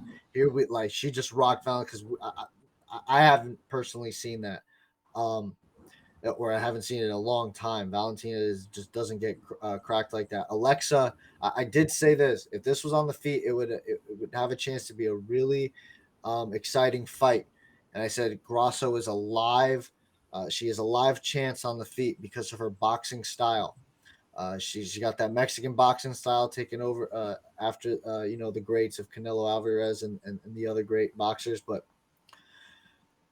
she showed great timing, power, the improvements on the ground, being able to get up, and then going into the fourth round. I thought going into the fourth, I thought Valentina was up 2-1. I thought she had round 2 and 3. Alexa won round 1, and then the fourth round came. I thought Grasso was winning that round. It was close, but I thought Grasso had more of a majority of that round. She was winning, and then at the end of it, she talked about in her post-fight press conference where she said they were working on. Valentina likes to do a lot of spinning attacks, and they timed it. They timed it well, and she timed it perfectly. When she did her spinning attack, I think she threw a spinning back kick. She was able to get to the back like a freaking spider monkey. She was able to wrap those legs around her waist, backpack her, work towards the choke. And I think if you guys saw the replays, you can see just how tightly she's inching a little bit closer, just tightly squeezing that in. And then you see even Valentina, she doesn't want to tap because I don't think she was going unconscious or anything. Maybe she was. It wasn't under the neck, but it was when you see her release, you can see a huge white mark on Valentina's face of how tight she was squeezing. Valentina didn't want to tap, but you can see when she gets up, she just puts her hands in her face like, damn, I got, the queen had been dethroned. The queen had been dethroned. And we've seen a lot of upsets lately. Pena over Nunes a couple years ago. Leon Edwards over Usman, which we're going to see the trilogy fight in a couple of weeks in London. We've not really an upset, but Pereira over Adesanya. We've seen a lot of these upsets lately. And Valentina was the next victim. So shout out Alexa Grasso. I've been a big fan of her for years. She started out at strawweight. She's now moved up to flyweight. She's still undefeated at flyweight, 5-0. Now with a win over the greatest flyweight fighter in women's MMA history, and Valentina Shevchenko, one of the greatest female fighters of all time. Insane win. Now we move on to a rematch. Valentina will get a rematch because when you're that dominant for so long, you deserve and you have earned your rematch. I just hope the rematch is in Mexico City, Mexico, because now we've got 3 Mexican-born champions in the UFC. We got Alexa Grasso, the first ever female born UFC champion. Yair Rodriguez, who won the interim UFC featherweight championship, and Brandon Moreno, who is a 2-time flyweight champion. So we got 3 Mexican-born champions, and then Irene Aldana is in talks to possibly fight Amanda Nunes for the bantamweight championship. So we could have 4 Mexican-born champions at once. I hope the next fight for this is in Mexico. Have all those fights on that card. Have a big blow-off date. That would be epic. Mexico would go absolutely insane. Viva la Mexico. What a night, though, for that. But now we move on to the main event. The fight in which this card was built on. The return. The debut at heavyweight of the GOAT, Johnny Bones Jones. 3+ years. I had a feeling, guys. I told you. I've been saying Jones inside of 4 rounds. I believe the wrestling is just on another level. If Francis was able to take him down, what do you think John's going to do? John is the greatest of all time. His resume speaks for itself. He's beaten everybody and in great fashion, too. 20 now, quote unquote 28-0. He's got that one loss, not really lost disqualification. Never lost a fight. And when I didn't expect it to go that the way it did. I'm gonna tell you that. I thought Cyril would put up a little bit more of a fight. I thought it maybe go late 2nd round finish for John, early 3rd. But goddamn, did he he sliced. I was hoping for that. Hoping, yeah, but he sliced through him like butter. The first time he was able to get his hands on him, he tossed around a 250-pound man like he was a kid. Put him on his ass. Was able to work for position, wrap the legs around. And I didn't think he was going to be able to get – that is a hard spot to get a submission like that off with the cage right there and the way you are, the position to get a squeeze. But that 84-inch reach pays off. Those long, lengthy limbs he's got, the tight squeeze, the strength he's got. Initially, you couldn't see if it was under the chin, but on the replay, you could see it was under the chin. And I mean, what was it? It was 2.5 minutes, John, I think, was the entire 2 fight. minutes and 4 seconds. 2 minutes and 4 seconds. So right when he did that, he tapped out. I said, what are they going to say now? This man is the GOAT. He's done it. There's nothing more to say. I mean, he made it look effortless, easy. He made Ciryl Gane look like he wasn't even a ranked fighter. So, I mean, I'll let you guys speak on the main event or any other fights before I want to talk about the future, going into the future of the UFC for this event. So if you guys have anything you guys want to say about the fights or Jon Jones in general. Jerry? So Jon Jones, Brad, that fight was one I expected to go at least 3 rounds.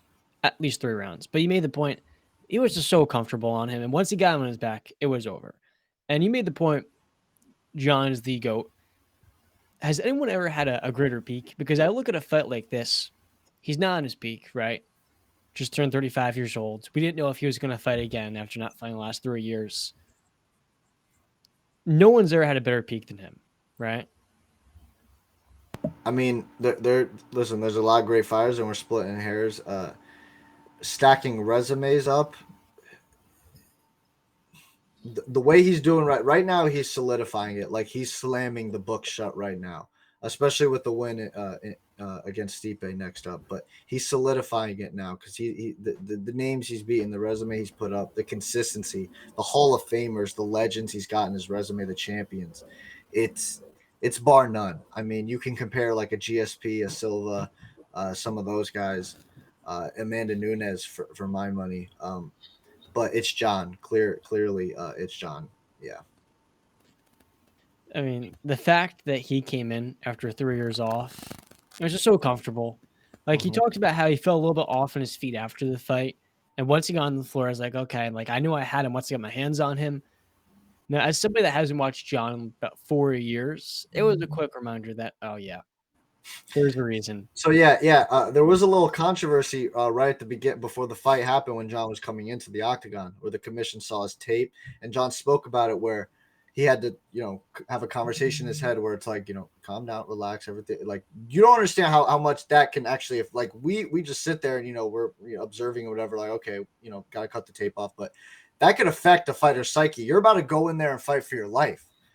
And then now you got to worry about, are they going to let me fight? Like, because Jon said, he said in the post-fight press conference, just for future reference, I'm never fighting without tape on my feet. So just so everybody knows that. So he literally told the commission that when he was going in the octagon, I'm not fighting if you tell me to take the tape off my feet.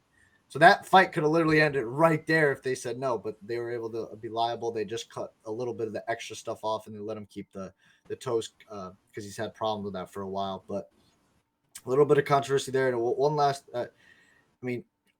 one thing that really booked it for me, I saw like a couple days ago. Jon saw a video of Ciryl Gane playing FIFA, and he took that personally. He said, well, this guy's playing FIFA up on the fight week. I'm over here, training for a combat sports. I'm training to, his coaches and trainers are wearing suits and suited up. My trainers haven't even showered yet. We're in the gym working. Like this guy, he's literally saying this guy's going to come in here. He thinks he's going to take food off my family's plate. He's going to take my legacy, everything I worked for. And when I heard Jon Jones say that, I just said, nope. When Jon starts talking like that, because this is all about legacy for Jon. It's when you're reaching that status, And I know we have these debates, right? We have these fun debates. Tom, Joe, Tom Payton, Tom Patrick, MJ, LeBron, whatever, right? We all have these debates, not just us, everybody in the sports world. In MMA,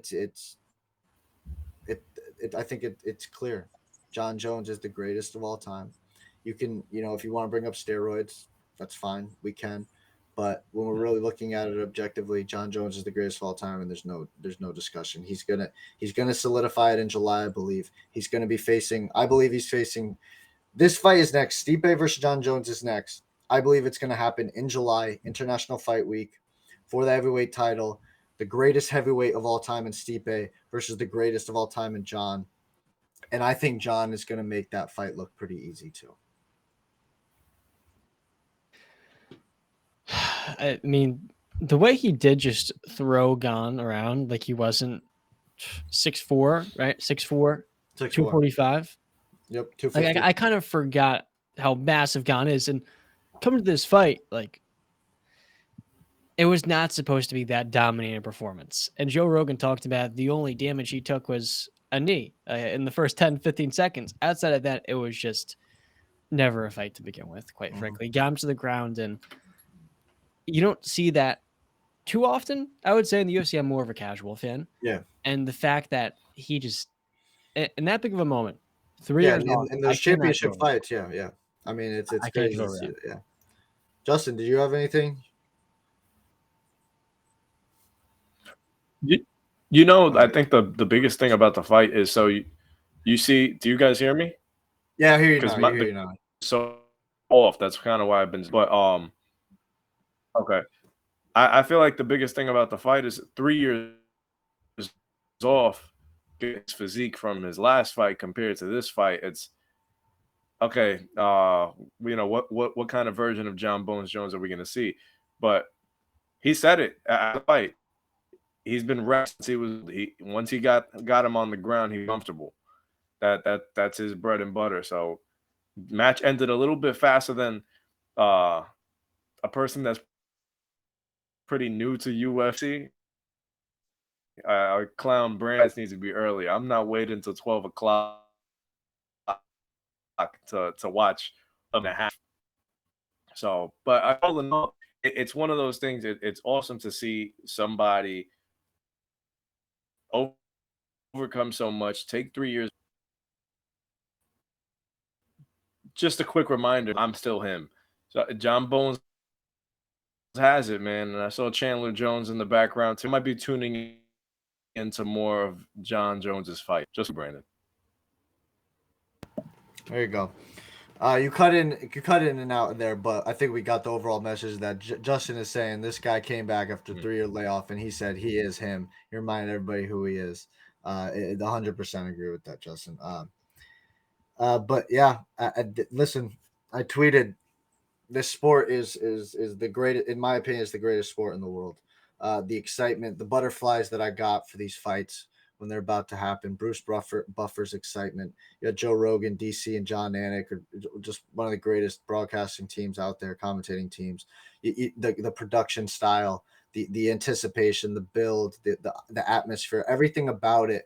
Like you love game sevens, right? You love the last 5 minutes of a game 7 in the NBA finals. You live for that moment. In the Super Bowl, the fourth quarter, 3-4 minutes left in the game. You live for that moment. Baseball, World Series, bottom of the ninth or whatever it is. You got a full count, 3-2. You live for those moments. World Series, hockey, you're going into the overtime or whatever. Soccer, you're going into the penalty kick. You live for the MMA. Every second is that moment because anything can happen. The fight can happen and like that. There is no build up. It just happened. So that's where the anticipation comes from. I mean, I'm I got to give a shout out. So they've been in the Apex the last couple of times. The Apex is their performance. It's right next to their performance center, actually, in Vegas. It's where they can now hold. It's where they held events for sometimes during the pandemic, where they don't have to have fans and they can control it. It's a bad atmosphere now because the pandemic has ended. There's more safety, so please go out and but they don't have to sell tickets. They can save money and all that stuff. They can put on lesser known fights and stuff like that. But now they're running from this fight until I think the end of April, maybe going into May, the first week of May. Every fight is going to be in front of a crowd, fight card. So it's going to be very exciting. I mean, we've got next week, this upcoming week, we got Piotr Jan versus Merab Dvalishvili, which is a great fight in the bantamweight division. I think that's in front of San Antonio. I might be getting that wrong. But then after that, we got London, a first pay-per-view in London in a very long time. Leon Edwards versus Kamaru Usman, the trilogy for the welterweight championship. In Rocky Edwards' home country. That's gonna be great. We got a co-main event in that fight, great too. Then after that, we've got I'm trying to remember Vera versus Sanhagen. Oh yes, Chito Vera versus Sanhagen. I think that one's in San Antonio. That's a great fight, and that's a good card too. And then we've got the pay-per-view, another pay-per-view right after that too. We got that one's Adesanya versus Pereira, the rematch or the quadrilogy, if you want to call it. And we've got Game Bread coming back in Miami. First time they're being in Miami in 20 years. So wow. I know March is usually March Madness, but the UFC for March is putting on a hell of a month. So it's going to be a great time for sports fans in general. I'm pumped for it. Love it. I agree with you. UFC, it does feel like the final 4 minutes of an NBA game. And the build up, like I said before, there's not much of a build up. It's every moment is game 7. And every minute detail, given how many rounds they are, just it means so much more. And unlike football where you have 3 quarters, and unlike basketball where you have 82 regular season games, it's just it means so much, and the storylines continue to develop more and more. And much like March Madness, Brandon, we saw. I mean, my favorite fight I've ever watched personally was Leon Edwards versus Usman. That was incredible. The comeback, the Rocky light, he actually wins. He doesn't just stand up to him, but he actually gets the killer knockout with however many seconds are left. That did wonders, I think, for casual fans like myself that see that to draw you in. And then you hit him with the kill shot with a match like this. John Jones just dominates on the world's biggest stage. It's getting bigger and bigger and more exciting in due time. We got you muted, by the way, BC. Oh, sorry. The UFC gets you on these personalities and storylines. The charisma of these guys. They get you. It's very much like pro wrestling. But this is, they're actually going out there and trying to finish each other. So that's why McGregor is such a big. We love the characters and we love all that. So it is great when fans are able to see a Leon Edwards versus Kamaru Usman too. Going into that fight or certain fights like that, because there are the other Stews fests where you could see a guy or a girl just laying on top of each other, not doing much, not going for the finish. But when it's on its peak, I truly believe there's nothing better. It's the only sport that really still gives me that butterfly feeling, makes me feel like a kid again, where I am so nervous and amped up to see what is about to happen, and I love it. You feel like you're there. I feel it. Final thoughts? I think I just saw some news, but I don't think it's right, so I'm not going to bring it up. Luka right now is 1 for 7. 6 minutes into this matchup versus the Suns. I did see that KD versus Kyrie. It is KD versus Kyrie. Is Kyrie on the floor? I don't know. It might be Justin Holiday. But yeah, man, KD, third game as a Phoenix Sun, matched up on Christian Wood, pick and roll. Wood backing down Torrey Craig, thumping him. Dude, gets ball knocked out. You're not Mike Breen. Come on, man. Gets the bucket. Come on. Yeah, we'll get there. By the way, Julius Randle, Justin, the 5th person to ever get a double Bane call by Mike Breen.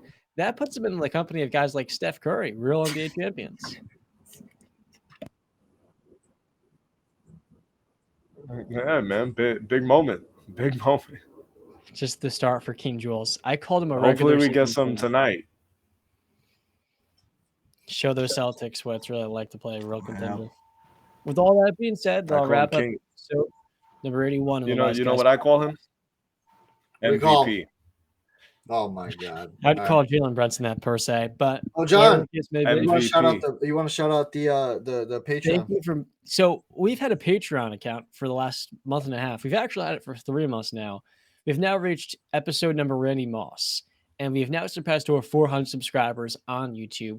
We have 5,000 total. We've done this podcast now for 8 months. If you would like to get your head in the game, we already have a lot of supporters. We're growing a community here more and more.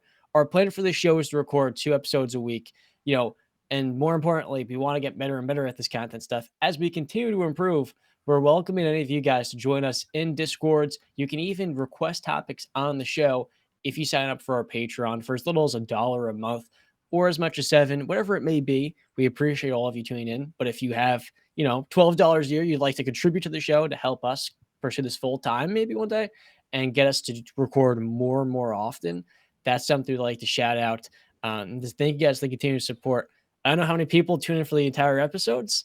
I sometimes do, not always, but I mean, if you have, that in and of itself is something we greatly appreciate. And we view this as just the beginning of this show, at least, and especially I want to help Justin and BC break into their respective fields in the broadcast industry. So we'd appreciate any of you guys that even look at the Patreon account and consider, let alone actually contributing money to us via a crowdfunding platform. Yeah, I just want to say one last thing on that. 100%. We're trying. I truly want to be a part of something special. I want to grow something here with everybody. So I mean, the stuff we're offering now is just base model for right now. We would love to grow it and do even more stuff with it. Whether that be creating a kind of a family type environment where we have fantasy football leagues. We have leagues on Madden or NBA 2K, stuff like that. We talk about other things other than sports because we all have interests besides sports too. So let's do it. Broncos country. We go to that Steelers Super Bowl parade together. Let's ride. We got the vlogger for the podcast. With all that being said, I'll wrap up episode number 81. As always, we'll see you next time. Take. Do it again. I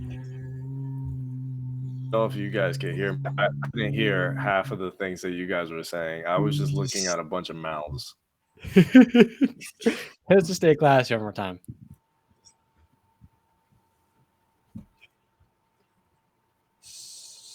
I have to say it again. Classy. You see? You cut out last time. All right. Stay classy, ladies and gentlemen. Stay classy.